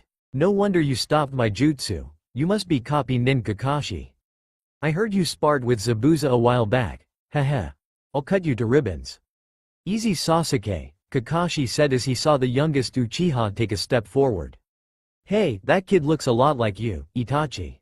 Do you know him? Kisame asked curiously. He's my little brother, Itachi replied. You're no brother of mine. Sasuke shouted in anger and hate as his Mangekyo Sharingan formed in his eyes. Not after what you've done. The Mangekyo. Itachi trailed off. So you finally have it. I know now why you left me alive. Sasuke spoke clearly. It was because you needed a spare to counter the blindness caused by the Mangekyo Sharingan and awaken an eternal Mangekyo Sharingan. So you know, Itachi mused. I thought you wiped out your whole clan? Kisame inquired. I needed a spare pair of eyes for what is to come, Itachi replied. But he's still not ready. His eyes haven't matured enough for what I need. Hey, interesting, Kisame chuckled. You will be at a disadvantage if his Mangekyo Sharingan is anywhere near what mine was in the beginning, Itachi told him. I will deal with him personally, you can deal with the others. And our target? Kisame asked. Do whatever you like as long you don't kill him, Itachi answered unconcerned. I'll cut his legs off, Kisame grinned like a shark as he hefted Samahata. Let's begin. Sasuke, Itachi spoke as his Mangekyo Sharingan activated, creating a black pinwheel over a red background. Tsukuyomi. Sasuke locked eyes and the two suddenly froze. A second later both Sasuke and Itachi dropped to their knees, panting hard. He was able to fracture and break the Tsukuyomi, though doing so drained both of us. What is this target that you're after? We are after the legacy of the Sandaime Hokage, Itachi answered. Konohamaru, huh? Kakashi mused. You two aren't the only ones, are you? I know all about you. You call yourselves the Akatsuki. The Akatsuki. Tenzo trailed off as a now frightened Konohamaru stood behind him. Kisame, change of plans. We're taking Kakashi with us, Itachi spoke up. Make the other one disappear. That's far enough, a new voice declared as red muscle-like walls appeared around them. Kachiyose. Gamaguchi Shibari, said Jiraiya from behind the two Akatsuki members. Jiraiya of the Sannin, Itachi mused. The Godem Hokage. I won't let you escape, Jiraiya told him. Now I know how Kakashi knew about us, Itachi commented. You were the source of his information. You're after the Ichibi, Jiraiya spoke clearly. That's why you've come after Konohamaru. To take Konohamaru with us, Itachi declared. That is the supreme order given to us by the leader of the Akatsuki. Who the hell could be so powerful that he's managed to get someone like you two to work for him? Jiraiya asked with narrowed eyes. He is someone beyond mortal understanding, Itachi replied simply. Not that it matters, we will capture the Ichibi another time when there is less interference. Kisame, we're leaving, you sure? Kisame asked his partner. A confrontation with the Hokage would at best result in our mutual destruction, Itachi reasoned. We will acquire the Ichibi another time. Right, Kisame nodded. Sasuke, Itachi spoke as he turned to his younger brother. You've grown stronger but it's not enough, you still lack hatred. When we meet again it will be for the last time. A second later both Akatsuki members quickly started running down the organic corridor and turned a corner as the walls closed in behind them. Don't look now but there's a wall of flesh coming after us, Kisame commented as they ran. It's fine, Itachi reassured as his eyes started to bleed. Amaterasu, black flames shot out at the end of the far wall and melted the organic wall within seconds before the two jumped out, clearing the organic mass and fleeing into the trees. Jiraiya quickly arrived at the destroyed wall and looked down at the black flames. This is. He trailed off as he quickly unrolled a scroll. Fuka Hoin, he said as the flames were sucked into the seal on the scroll. They're really going to be coming after me, aren't they? Konohamaru asked as he tried to calm himself. Yeah, Jiraiya nodded. My, Brother, his jutsu. I'm the only one who can fight him, Sasuke rasped out. As you are now, he'll kill you if he fought seriously, Jiraiya countered. Then what am I supposed to do? Sasuke questioned. Kakashi, change of plans. Jiraiya spoke with a hint of authority. As of right now I want you to take Sasuke on as your apprentice. Teach everything you know and have him ready when the time comes. I will assign that little pink-haired kunoichi of yours to Team 8. From what I understand they're down a member after the Hyuga girl was killed during the Ichibi's attack. Yes, Hokage-sama, Kakashi nodded in understanding.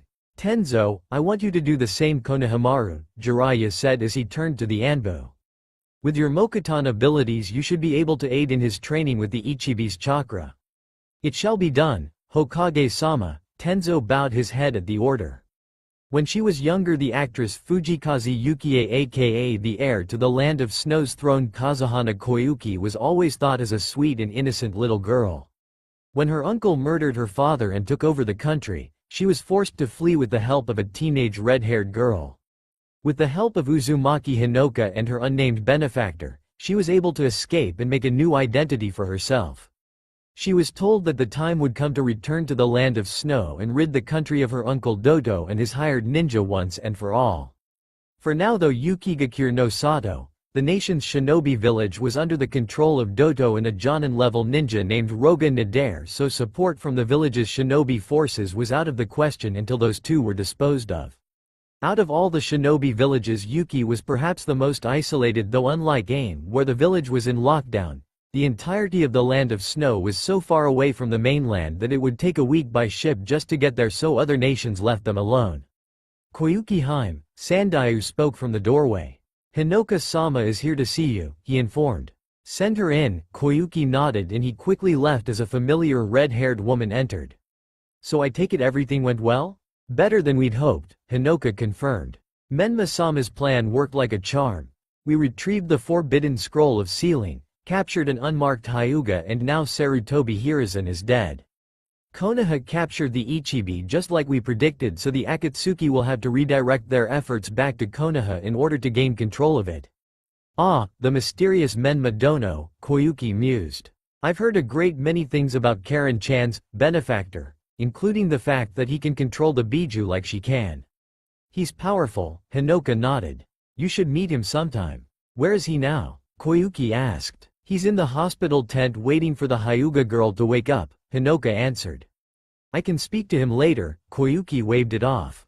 As for more important matters, Sandayu has suggested to the director that we should shoot the next Princess Gale movie in the Land of Snow, more specifically at Rainbow Glacier.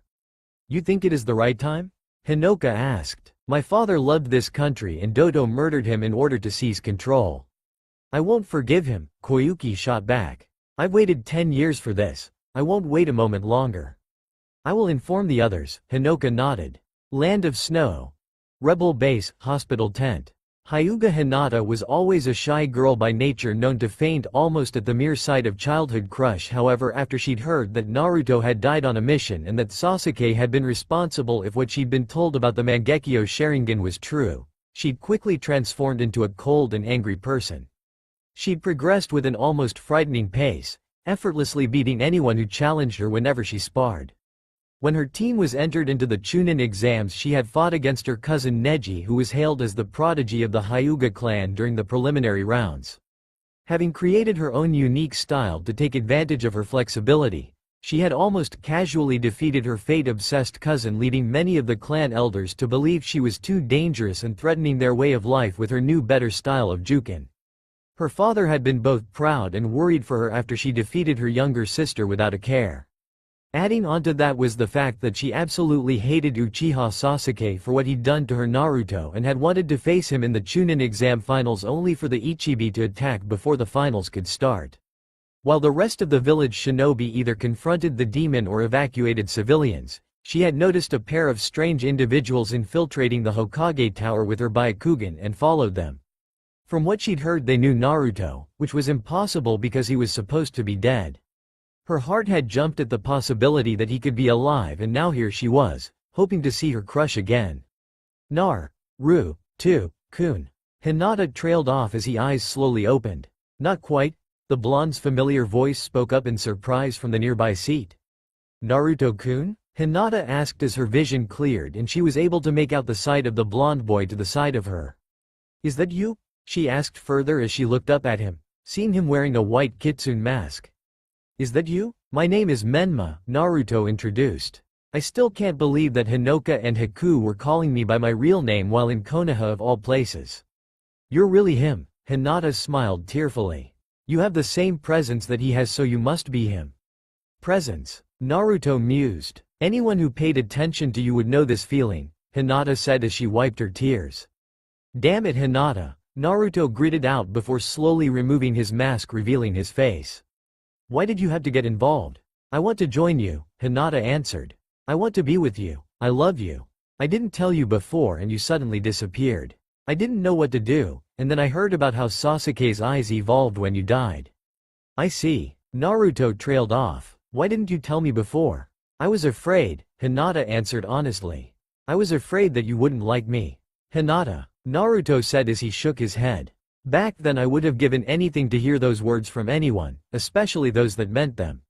And now? Hinata asked nervously. I refuse. You had your chance and didn't tell me. Now I simply don't care anymore, Naruto replied, causing her face to fall and tears to start flowing. I am the one who summoned the Ichibi to attack Konoha. I'm a Nukenin now and I finally have people who care about me. I don't care about any of that, Hinata told him. I've known about the Kyuubi for years and I've never cared about it. You knew? Naruto asked surprised. I was told by one of my clansmen, Hinata answered. I want to be with you. Alright, Naruto nodded. But if you betray me then I will kill you. If you think about running or speaking about any of secrets to anyone then the seal I've placed on you will activate and you won't live to regret it. Aye. Hinata stammered out as a seal matrix across her forehead started to glow. She looked over at her reflection in the window and saw that it looked like a variation of the caged bird seal, only slightly altered. The caged bird seal was created by the Hyuga clan based off of a seal from the Uzumaki clan, so Naruto had thought it was ironic that he branded her with this servitude seal to keep her in line. I have something I need to take care of, but I'll be back later? Naruto asked. Okay. Hinata nodded as Naruto stood up and left the tent. Once outside, Naruto closed the curtain and sighed as he looked up at the night sky. Are you sure this is wise? Karen asked from the side. Keep an eye on her, Naruto said finally. I can feel her emotions and they're a lot like how Haku felt when Zabuza died. She could either be a great asset or a rather annoying problem. That ability to sense negative emotions like fear and anxiety must be very interesting to have. I wonder just how it measures up against my own senses, Karen mused, intrigued. So what now? Naruto asked. Koyuki Hime has requested our services in retaking the land of snow from her uncle and liberating Yukigakure no Sato. I've accepted on our behalf, Karen replied. Well, we do need a base of operations, Naruto mused. I'll take Haku and Hinata, they should be enough. You just want to keep an eye on her, Karen accused. I wish to see where her loyalties really lie, Naruto admitted. Meanwhile, you and Hinoka can stay close to the princess and protect her while we deal with Doto's ninja. Land of Snow. Daimyo Fortress. Kazuhana Doto was always an ambitious and jealous man, especially with a brother that was constantly praised by the people. Sosetsu had always gotten everything he wanted: girls, wealth, a beautiful daughter, and even being named as their father's successor to the Land of Snow's throne. 10 years ago he'd hired Yuki Ninja to aid him in usurping control of the country from his foolish brother and had succeeded only for his niece to escape with the key to the treasure of the Kazuhana clan. Now she was back. So, Doto spoke thoughtfully. She has returned. Our spies have reported that she has been disguising herself as Fujikaze Yukie, a famous actress that has been traveling around the continent. Currently she has linked up with the remnants of her father's former samurai guards and has even gone as far as to hire some ninja from the mainland. We can also confirm that she still has the hex crystal, Fuyukuma Mizor informed. Interesting, Doto mused. And what of these ninja she has hired? They're probably Nukenin, Kakuyoku Fubuki suggested. None of them are listed in the bingo books, and other than the fact that 2 of them seem to be siblings judging by their hair, they seem to be just some nobodies. What are you planning, Koyuki? Doto asked and thought. It's been 10 years, so why would you return now when you know that you will certainly be killed? In any case, I think we should intercept them before they decide to attack the fortress, Roga Nader spoke up. We will deal with the ninja, personally. I want her brought to me alive, Dodo told them. She and I have much to talk about. I want her to see the fortune of the Kazahana clan when I take it only for her to realize that her fate is already sealed. Land of snow. Mountain range. Storm clouds were hanging in the sky over them as Naruto, Haku and Hinata jumped from one ledge to the next through the snow-covered path in the mountains. Their objective was clear. They were to act as a vanguard and diversion for the main force to launch their assault on the enemy stronghold. A good plan, however, everyone knew that no plan survives contact with the enemy. Doto and his cronies had no doubt already been informed that they were here and would set up a trap. Menma-sama, we have company, Hinata shouted with her Byakugan active. I know, Naruto nodded.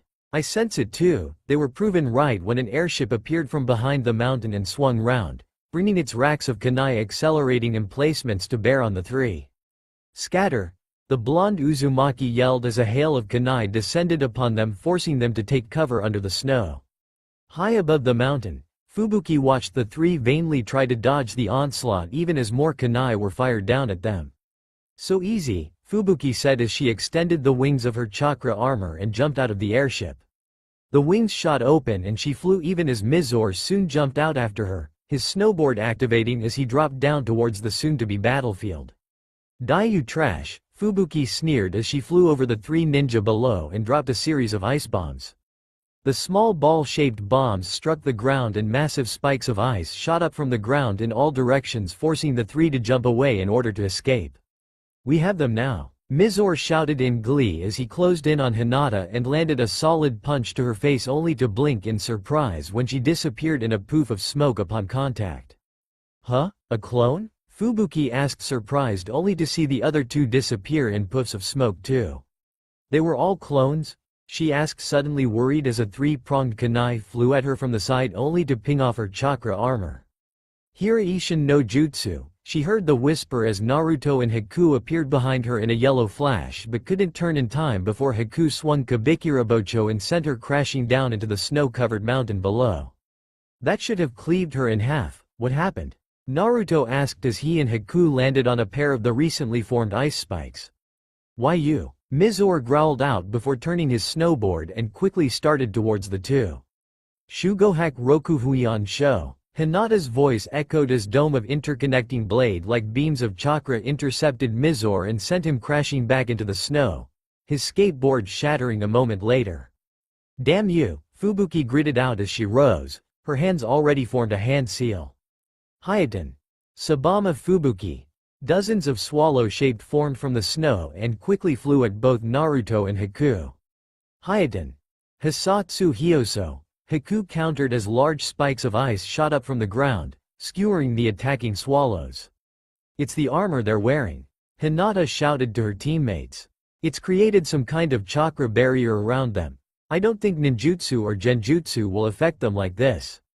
Their armor, huh? Naruto mused. Haku, Hinata, you handle these two while I deal with the one in charge. Yes, Menma-sama, Haku and Hinata acknowledged together. I take it you're the leader of your little band? Nader asked as he dropped down not too far away. Shall we play a little? Hayaten. Hyoro no jutsu. Fubuki exclaimed, hoping to catch the rebel ninja off guard, and succeeded in encasing Naruto and Haku in ice. I got them. Bunshin Deibakuha, Naruto's voice whispered from behind her before Naruto and Haku exploded violently in a torrent of flames. When did they? Fubuki thought in surprise as she turned. Shote. Hinata called out as she quickly closed the gap between her and Mizor before landing a solid open palm strike right at her victim's heart. He gasped as he was thrown back, blood bursting from his mouth before hitting the ground. Damn these brats, Nader gritted out in anger as he formed a hand seal. Hayaten. Haru Moko. He exclaimed as a dozen tigers made of snow formed further up the mountain and barreled down towards them. Haku, Hinata, Naruto spoke and the two dropped back to his side. He threw a three-pronged kunai up into the air as his two teammates grabbed hold of his shoulders. Hiraishin no jutsu, he whispered just before the avalanche-like attack descended upon them. The three appeared high above the battlefield before falling back down to the now rapidly calming mountain. Why won't you just die? Nader shouted as Fubuki landed at his side. Hayaten. Makio Hyosho, Haku whispered as a dome of ice mirrors formed around the two surviving Yuki nins. Goodbye, she said to them as she appeared in all of the mirrors. A second later the two were cut in half, courtesy of her Kabikirabocho moments before the ice mirrors shattered. I see your speed with those mirrors has improved, Naruto commented. Speed is power, Haku reasoned. You and your father proved that, Menma-sama. True, Naruto nodded before turning to Hinata. You did well, Hinata-chan, she smiled shyly at his words. Now let's go save this country. Land of Snow. Daimyo Fortress. The fortress was on fire as Karen walked through the stone hallways towards the throne room with Koyuki following close behind. Dodo had assumed that even with Nader and his team gone, the rest of the shinobi he'd hired would be enough to deal with his annoying niece and her little pets. Instead, Karen and Hinoka had systematically annihilated everyone that stood in their path, more on Karen's part though than Hinoka's. Despite being twice her age, Karen's rate of progress far outstripped hers by a considerable margin. The fact that she willingly allowed the Yuki nins to use jutsu against her so she could absorb their chakra and keep herself fresh would attest to that. She'd been trained for this moment for years by Senju Hashirama and now it was time to put that training to work. The fact that absorbing their chakra allowed her to also increase her own reserves made it clear that it was only a matter of time before her reserves were equal to Hinoka's. Of course they would never be equal to Naruto's. When it came to chakra reserves his were simply inhuman. By the time he reached 20 his chakra would be as large as Hashirama's was in his prime after he faced Madara for the final time.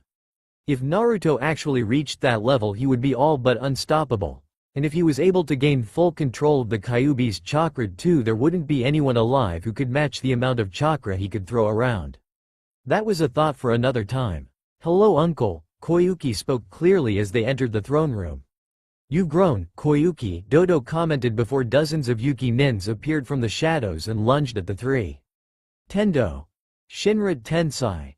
Karen whispered as a pulse of gravity blasted the Yuki nins away with enough force to send them through the walls. You mortals should bow in the presence of a goddess, she spoke with an almost uncaring look. Surrender uncle, Koyuki said to the man. You've lost. Despite the fact that he had murdered her father, he was still the only family that he had left. Never, Dodo yelled in anger as he threw off his cloak revealing his chakra armor underneath. Hayaten. Kokuryu Bofusetsu, he exclaimed as threw out a fist in their direction. A black dragon made of ice seemed to explode from his hand and descend towards the three. Gakido. Fujutsu Kyuin, Karen whispered as she brought up her hand to meet the oncoming attack. A barrier formed in front of her and the black ice dragon seemed to collapse and be sucked in until it completely disappeared. Hinoka Nichan, finish this. You rely too much on this armor. Hinoka spoke as she landed right in front of the snow daimyo. Fuin, she muttered as she stabbed the Uzu no Tsurugi right through his chest. He screamed in pain as his body seemed to dissolve and be pulled into the seals on the blade.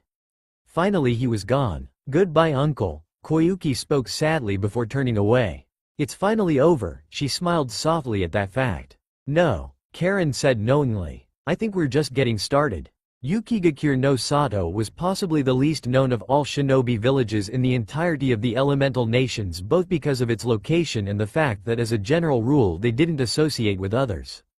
The fact that Dodo had effectively had the entire country in lockdown for the last 10 years also made it all but impossible for anyone to infiltrate and cause trouble. In many ways its policy of isolation was a lot like that of Megakure no Sato with the only real difference being that it didn't have anyone of S rank like Hanzo leading the village or the sheer industrialization that AIM was known for. However, though no one knew because of its isolation, Yuki and the Land of Snow as a whole were more technologically advanced than the other nations with airships, steam trains and the recently created cannons, thanks to the Kazuhana clan's wealth and accumulated knowledge. The Land of Snow itself was a small island nation far to the east past both the Land of Water and the Land of Lightning. The distance between it and the mainland made a full-scale assault on the small nation very difficult.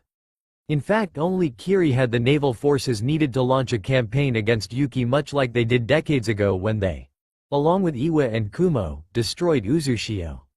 However, unlike Uzushio, Yuki didn't have a large number of quality ninja in their forces. Until now, that is. I am not going to call you Yukikage-sama. Karen spoke flatly as the masked blonde in front of her leaned back in her new chair. And get out of my seat before I throw you out, Menma-kun. Come on, Karen-chan, Naruto grinned from behind his mask. Just once please, he pleaded. Menma is a good boy. For the last time, no. Karen shouted, now on her last nerve. You're so mean, Naruto pouted before standing up. Fine, ruin my fun, why don't you? We have more pressing issues right now. Karen sighed as she sat down in her chair. The fact is that though we liberated the country from Dodo's rule and Koyuki Haim is doing a remarkable job at restoring the nation to its former glory. Especially with that environmental control device her father was working on to change the land of snow into a land of spring. The fact is that the ninja need a strong leader to look up to, and neither of us has any knowledge on running a shinobi village. What are you suggesting? Naruto asked. Senju Tsunade, Karen replied. The granddaughter of Hashirama-sama. Currently she is wandering about gambling away the Senju fortune after her brother and lover died during the Second War. I say we find her and get her to join us. Hashirama-sama did ask me once to set her back on the right path and not the self-destructive one that she is on now. Someone will have to look after the village while we're gone, Naruto reasoned. Who do you have in mind? Hinoka Nichan, Karen answered. She's the oldest of us and has the most knowledge on these kinds of things even though she hates leading people. I can use my Hiraishin no Jutsu to teleport us back to the mainland so we won't need a ship or anything, Naruto mused. Same for getting back unnoticed. Oh, I almost forgot, Karen added before reaching under the desk and taking out a large scroll. Hinoka Nichan found this in the vault. It's a summoning scroll for the Hawks. She told me to give it to you, she explained as she handed over the scroll. Why don't you sign it? Naruto asked curiously as he examined the scroll. Weren't the Hawks what Hashirama-sensei summoned all the time? I can already summon various animals thanks to my Rinnegan, Karen waved off his question. Sign it and let's go tell the others we'll be leaving. The sooner we track down Tsunade-sama, the sooner we can return home. Home. He used to think of Konoha as home, but that was before this all started. Back before he knew the truth about his clan, his family, his parents and everything else. Out of all the villages in the elemental nations, Hashirama-sama had chosen this one for them to call their home because unlike the others, Yuki hadn't ever done anything to harm the Uzumaki and Senju clans. They had stayed out of every single shinobi war to date and were recognized as a neutral nation like the Land of Iron. A perfect base of operations for their group to call home. Suddenly Naruto didn't feel so lost anymore. Land of Fire. Tanzaku Town. Hiraishin no Jutsu, Naruto whispered as he appeared on the outskirts of town with Karen holding onto his shoulder. We're here, he said as she removed her hand from his shoulder and looked around. They'd appeared just outside of town where a Hiraishin seal had been left on the ground by the late Namikaze Minato when he was still alive. Anything? I can sense 2 large chakra signatures in the town, Karen replied. The larger of the 2 is larger than yours. I take offense to that, Naruto told her with a slight glare. Men, Karen huffed before entering the town. Let's just find Tsunade-sama before I end up killing you. You should lighten up a little once in a while, Naruto grumbled as he followed. This woman will be the death of me. I won? Asked a surprised and worried Senju Tsunade as she left the gambling hall with her apprentice following close behind. All her life she had been gambling, and rarely had she ever won a bet. The only times that she did win, something terribly bad usually happened soon after. Isn't this great, Tsunade-sama? Shizune asked. Now we can pay off some of your debts. Not now Shizune, Tsunade told her. I never win and when I do, something is always about to go wrong. Tsunade-sama. Shizune trailed off now worried. Alright, come out, Tsunade spoke up suddenly. I know you're there so there's no point in hiding. A second later 2 blurs landed in front of the 2 adult kunoichi. Who are you and what do you want? The first was a girl with blood-red hair wearing an Uzushio headband of all things and glasses. Her long black cloak with a white outline covered her form from view but judging by her looks she couldn't be more than 15, maybe 16. The second was a boy, at least she thought he was male, with blonde hair wearing a white kitsune mask and dressed in the same black cloak with a white outline that his apparent partner wore. Senju Tsunade? The girl asked. My name is Uzumaki Karen and this is Menma. We are here to give you something that your grandfather, Senju Hashirama-sama asked us to deliver to you. My grandfather, Tsunade muttered confused. What is it and how do you know him? You two can't be any older than 16. My grandfather died back during the first Shinobi War long before your time. Like the old man would die so damn easily, the boy chuckled. Don't tell me you really believe that Senju Hashirama, the man who is spoken about as myth and legend like that of the Rikudo Sennin, would die so easily after defeating both Uchiha Madara and the Kyuubi no Yoko. Brat, what are you saying? Tsunade questioned with narrowed eyes. Hashirama-sama faked his death back during the first Shinobi War with the help of your grandmother, Mito-sama, Karen explained. He finally passed away a few weeks ago in an underground hideaway in the ruins of Uzushio. He asked me once to set you back on the right path and here I am. Why you've got to be. He was alive all this time? Tsunade questioned in shock. They weren't lying to her, she realized. They had no reason to and had to know that she would kill them if this was some kind of joke.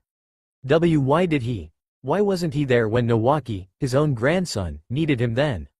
Despite his power and strength, even he could not defeat the aging process. His medical ninjutsu was rivaled only by your own, allowing him to prolong his life until his body simply couldn't run from the Shinigami any longer, Naruto answered. The old man was tough, there's no doubt about that. What do you want from me exactly? Tsunade asked the two Uzumaki. We're family, Naruto replied despite his own disbelief at his own words. Even after a year, he was still getting used to the fact that he now had a family, a clan to call his own. And families stick together. We're here to ask you to join us in re-establishing the Uzumaki Senju clan and bringing peace to this cursed world. Peace? Tsunade asked confused. Hashirama-sama trained us both to bring about a new age for the shinobi world, Karen explained.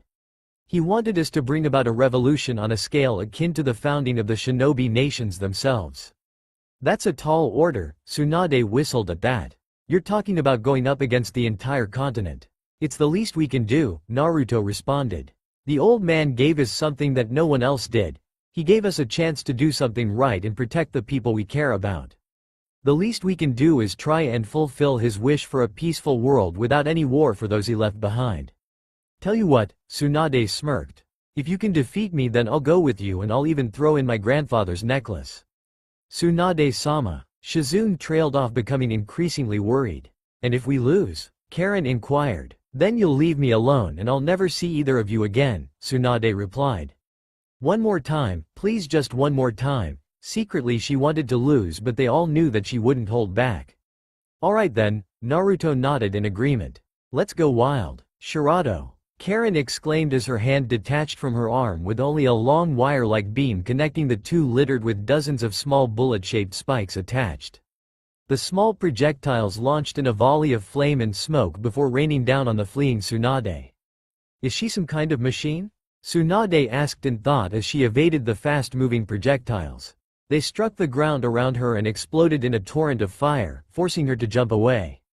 That's an interesting ability, she mused as she landed back on solid ground. Hiraishin no Jutsu, she heard the whisper as a familiar three-pronged kunai land beside her. That's, Tsunade thought as Naruto appeared at her side. Rasengan. The masked blonde called out as he slammed the spinning chakra sphere into her gut faster than she could counter. Shit, Tsunade thought as the spiraling sphere exploded and she was blown back with enough force to shatter the boulder that she'd been blasted into. Infuan. Kai, she whispered as she stood back up. The seal on her forehead soon started to spread across her body as chakra that she long since started gathering flooded her system. Sozo Saisei, she declared as she brought her now glowing green hand to her wound and they watched as it rapidly healed before their eyes. What the hell is that?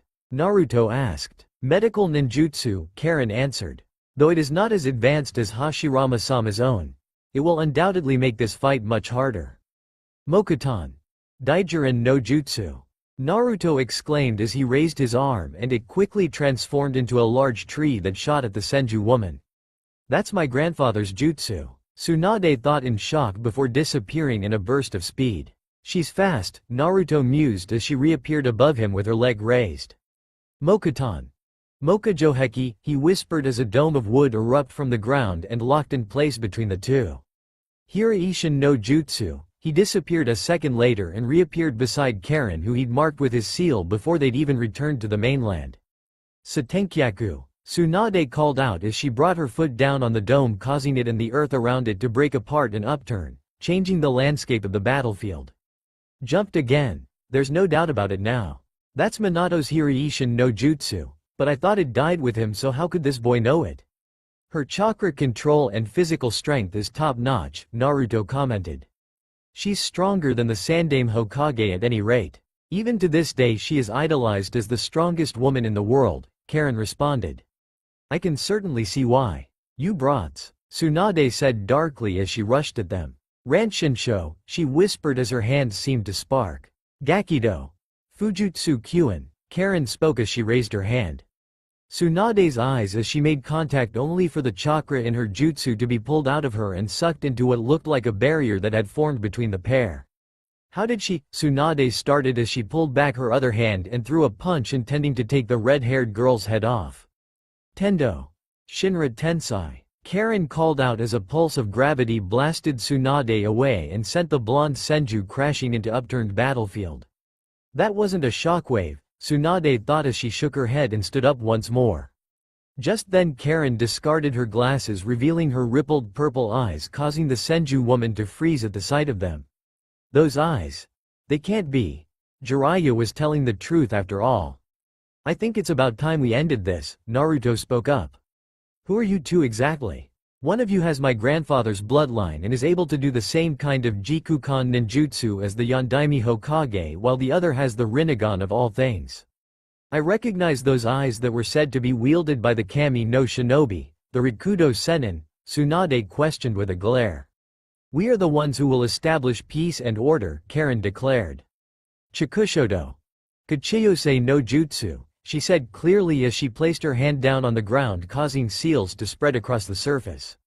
A moment later Karen was standing atop the head of a large golden lion with the Rinnegan just like hers. A summoning? Tsunade thought as she bit her thumb and formed a hand seal.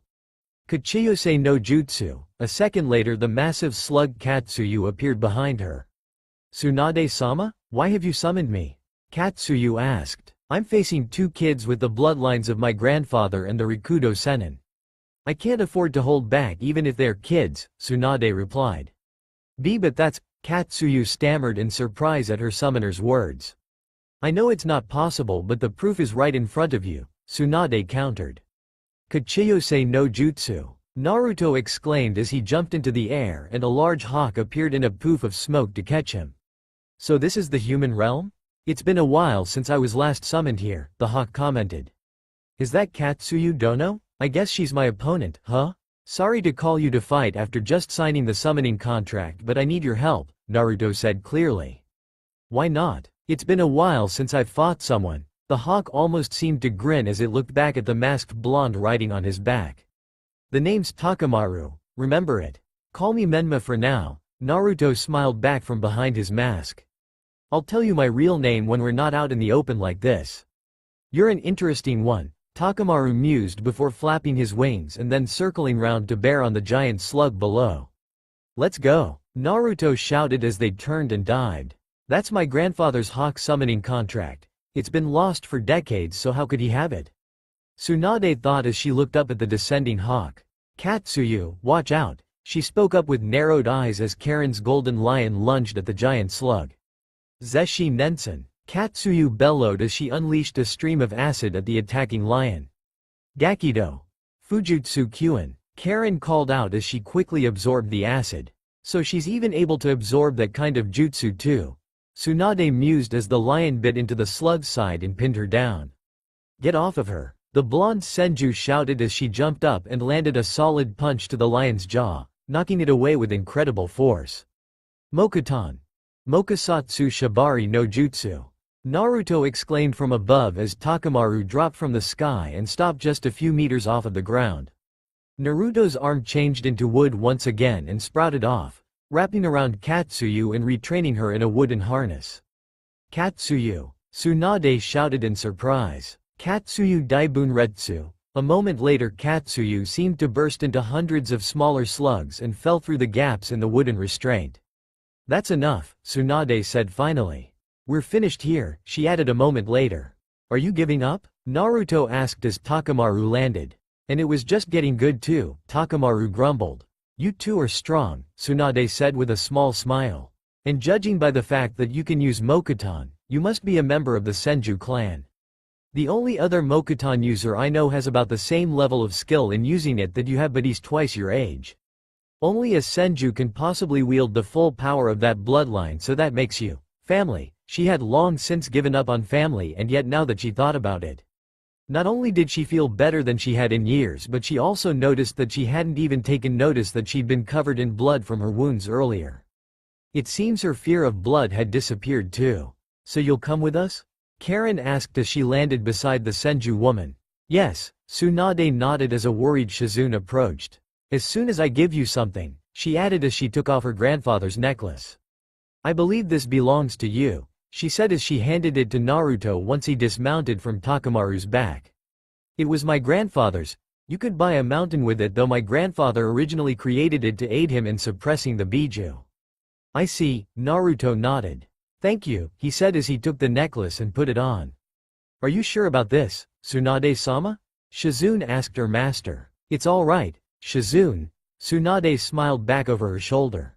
I think this is what my brother and your uncle would have wanted. Okay, Shizune nodded with a knowing smile. Let's go home, Naruto offered. Megakure no Sato was the most industrialized of all shinobi villages and was perhaps the most infamous. The legendary salamander Hanzo had protected and led this village through the last 3 shinobi wars and was the only real reason it was still standing. Despite being a small nation that was often used by the larger powers to do battle, it was now incredibly difficult to even enter the country ever since it had gone into lockdown. That was why when the god of pain, Uzumaki Nagato, and his angel, Konan, had come and killed Hanzo along with all of his supporters, none of the other nations even knew that there was a new leader in AIM. Nagato had gone further, creating an alias for himself called Pain, whom had originally founded the Akatsuki with Konan and their friend Yahiko. Now after Yahiko's death, their benefactor, a man calling himself Uchiha Madara, had come to them with a plan to break the chains of hatred that had consumed this cursed world. They would capture the 9 Biju and seal them away inside the Gedo Mazo, a monstrous statue that could be summoned with the Rinnegan's outer path. Once sealed, Nagato could then use the captured Biju in the statue to create a weapon so powerful it could destroy a nation in an instant. By supplying this weapon to different factions, its use would make everyone scared to go to war or risk total annihilation as a result. That plan had a rather significant setback, however. The Kyuubi Jinchuriki died a year ago, so that means that it will be 8 more years before it reforms. With the death of the Sanbi Jinchuriki that was also killed last year during the recent Kiri Civil War, the Sanbi should be reformed within 2 years. We will capture and seal the Sanbi as soon as it reforms before Kiri can reclaim it. That way our actions will go unnoticed. Pain spoke clearly to the other, holographic, members of their organization, the Akatsuki. And when do we move? Hidan asked annoyed. Jashin-sama demands sacrifices. We will continue to act as a mercenary group for now, and in 7 years we will begin hunting the Biju. By the time that the Kyuubi reforms we will have already captured the rest of the Biju, Pain replied. Dismissed. A second later the holograms dissolved. Nagato? Konan asked from his side. I am fine, Konan, Nagato responded. This is a minor setback, that is all. Indeed, spoke Uchiha Madara from the shadows. I didn't think that the Jinchuriki would disappear like this after living in Konoha after the Kyuubi attack for 12 years. It is merely an addition of time, Pain countered. We will still capture the Biju. It will just take us a bit longer to accomplish our goals before we are to bring peace to this world. You are a fool, Nagato, thought Madara, as his Sharingan glowed through the eye-hole in his orange spiral mask. There is no peace other than the Moon's Eye plan. Images of his old life as Uchiha Obito flashed through his mind at that. I will create a world where you are alive, Ren. Summon Realm. Shikatsurin. Summoned creatures are incredibly hard to find because they don't really live in the outside world where shinobi are constantly at war. Most of the summoned races each had their own small dimensional space to call home, and the only way to reach them were to either sign a contract with one and be reverse summoned or find a portal capable of taking you there. In their youth, Those that would later be called Sannin had found these portals and were able to negotiate with the toads, slugs and snakes in order to sign their contracts. Out of all of the many summoned creatures in this strange world of theirs, 3 stood up as the strongest and most dangerous of them all, surpassed only by the likes of the Biju themselves. The first were the toads of Myobokuzen, powerful warriors who could reach the size of a Biju led by their mighty toad boss Gamabunta and the 2 elders, Fukasaku and Shima. The second were the poisonous snakes of Ryuchi by Manda, though the real power in their race was held by the white snake sage. Finally there were the hawks of Shikatsurin. Gyaku Kachiyose no Jutsu, spoke Takamaru as he brought his claw down and seals spread across the stone floor. Naruto appeared in a poof of smoke a moment later, causing him to fall slightly before catching himself. What just happened? Naruto asked as a 3-pronged kunai appeared in his hand. I summoned you, Takamaru answered.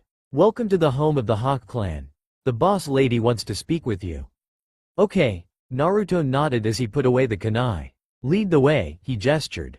Follow me, Takamaru said as he turned and led the way through the massive hollowed-out cavern. He flapped his wings and took to the air before turning and flying off towards a large pool of water at the other end of the cavern. Naruto followed close behind, running along the side of the cavern wall before landing beside Takamaru. I brought him, the hawk declared. Good, spoke a soft female voice as a large female hawk rose from the water. Uzumaki Naruto, the discarded child of prophecy. It's a pleasure to meet you, savior of this world. I'm not a savior yet, Naruto countered.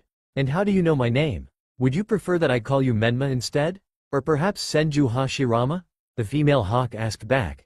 A name means nothing to me, you simply are. I am Setsuna, the current leader of the Hawk clan, and as our summoner I expect great things from you just like my mother expected much the same from him. Doesn't everyone? Naruto muttered. What did you call me here for? I'm going to train you to complete your destiny, Setsuna replied. As powerful as you are still not strong enough to complete the task that has been given to you. So as our summoner I expect you to be the best there is. To that end I will personally train you in the hidden arts of our clan. I will train you in Senjutsu, here in our home. Senjutsu? Naruto asked, having not heard of the term. It is the power of the world itself, Setsuna explained. Those who master it are granted the title of sage like the Rikudo Sennin of old. Do you wish to learn, summoner? Yes, Naruto nodded. Then shall we begin? Jinchuriki seal. Naruto's mindscape. It had been 4 years since he'd left Konoha and 3 since he'd joined Yuki. A now 16-year-old Naruto stood before the massive steel gates of the seal imprisoning the massive and dangerous Kyuubi no Yoko without his mask on. He'd grown by leaps and bounds since leaving Konoha, and now here he was, ready to take the next big step on the road to greatness. Spooky glare, as usual, Naruto commented upon seeing the fox. Naruto. You. The Kyuubi trailed off with narrowed eyes. What are you plotting? He asked as Naruto ripped off the paper seal on the gate and threw off his cloak. Shut up and let me concentrate. Damn it, Naruto countered as he lifted his jacket and exposed the seal on his stomach. Here we go, he muttered as he pulled back the sleeve on his right arm, revealing the key seal he'd received from his father's clone 4 years ago. You. The Kyuubi mused with widening eyes as the seal unraveled. I see, he said as the last of the seal dissolved and he smashed open the steel gates. You've made one big mistake, Naruto, the fox shouted as he let loose a shockwave that shattered the sewer-like mindscape, turning it into a black void with a wet floor. I can take you on, Naruto countered. And what about the real you? The Kyuubi sneered with amusement. The real me? Naruto asked, confused. He means me, answered a dark and twisted voice from behind him. What? Naruto thought in surprise. He hadn't expected to encounter anyone else in here besides the fox, so it came as quite a surprise when he saw another him with red demonic eyes and covered in the Kyuubi's chakra with 3 tails. Who the hell are you? He questioned the clone. I'm you, the demon, Naruto replied. I'm the real you. You'd need to deal with your real self first before even attempting to gain control of my power, the Kyuubi chuckled darkly. But that doesn't matter anymore because I'm going to kill both of you right here and now. This isn't going to be easy, Naruto thought as he watched the start to gather red and blue chakra spheres into a large black ball at its mouth. Oh shit. Bijudama. The Kyuubi bellowed as he unleashed the compressed chakra sphere at the two parts of his Jinchuriki. Jikukan Kekai. Naruto countered as he brought up a three-pronged kunai. The sphere slammed into the barrier and was sucked in before Naruto turned and released the sphere behind him, right at the Dark Naruto. The Dark Naruto. Yami's eyes widened as he pulled on more of the Kyuubi's chakra even as the sphere engulfed him and exploded in a dome of destructive power. The Kyuubi really is on a different level than the other Biju. You're going to pay for that. Yami shouted in anger as the smoke cleared. He was now encased in a red haze of chakra that covered his form completely. Even his face was now a black mask with white eyes. Four tails swayed behind him, and judging by the bubbling around him, it was only a matter of time before he started sprouting even more tails. I have to take them out one at a time or I can't win, Naruto thought as he formed a series of hand seals. Mokutan. Mokuryu no Jutsu. He exclaimed as a large wooden dragon erupted from the ground and wrapped around the Kyuubi. This is, the Kyuubi snarled in anger as he bit down on the wooden dragon only for it to quickly drain his chakra at an alarming rate. Damn you Naruto. Now to deal with the other one, Naruto thought as he turned to the now attacking Yami. Kage Bunshin no Jutsu, he whispered as a pair of clones appeared at his side. The three quickly brought their hands together and formed a small spinning chakra ball in the original's hand. A bell-like screech echoed throughout the mindscape as wind chakra was soon infused into the spiraling sphere, creating spinning white blades around the middle of the ball. Yoko Rasengan. Yami roared as he formed a red demonic chakra sphere of his own in his right hand. Futon. Rasengan. The original Naruto called out as the two attacks clashed. A tornado of wind formed around the two as red and blue chakra lashed out and tore at the destroyed mindscape. After a moment the winds died down, revealing both Naruto and Yami standing with their hands extended and their backs to each other. After a moment of silence Yami dropped to his knees, still covered in the Kyuubi's chakra, as a fifth and sixth tail formed, followed soon by a white bone exoskeleton. I can't lose here, Yami stammered as the chakra started to quickly overpower him. Mokutan. Kakuon Nitten Suishu. Naruto exclaimed as a seal appeared on his hand and 10 wooden pillars rose up around Kyuubified Yami. It's over for you, Naruto declared as he slammed his hand into the back of his darker self. A green line formed between as he jumped back to avoid Yami's chakra tails, and the pillars quickly pinned him down. Damn it, Yami yelled out as his body shattered and was pulled into Naruto through the green chakra line. One down, Naruto declared as he turned towards the Kyuubi. One to go. You. The Kyuubi trailed off in anger. You think I'll just submit to you without a fight? I'm going to rip you to shreds, he shouted as the wood dragon shattered around him. Senjutsu. Senin Moto, Naruto muttered as natural energy flooded his system.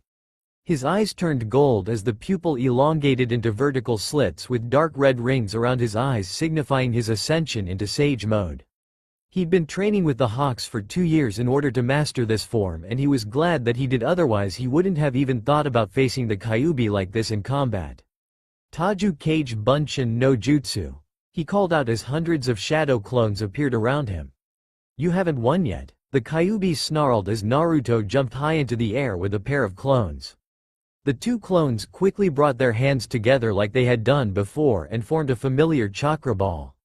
Again wind chakra was infused into it to create the echoing bell-like screech, however unlike before, the wind blades on the sphere elongated, taking the appearance of a shuriken. Futon. Rasen Shuriken. Naruto exclaimed as he threw the chakra shuriken right at the Kyuubi. The demon fox watched with wide eyes as the shuriken closed in and hit him in the nose before expanding into a rotating ball of wind and power that seemed to encompass his entire body. Now, the original Naruto shouted to his clones. The wind ball exploded, blowing the Kyuubi back, however a ghostly form of the fox's chakra remained, which the clones quickly pulled into themselves before dispelling. Naruto landed as the last of the chakra and his clones was dispelled and was returned to him. A golden flame-like chakra shroud enveloped his form, along with a seal matrix stretching from his stomach to his shoulders, forming a necklace of Magatama around his neck. The familiar key seal stretched from his shoulder down to his palm, just like before he opened the seal. You. That form. The Kyuubi trailed off in both anger and surprise. The Rikudo Sennin? This chakra is, Naruto said before shaking himself before bring the key seal to his new Jinchuriki seal. Fuin, he whispered as he turned the seal.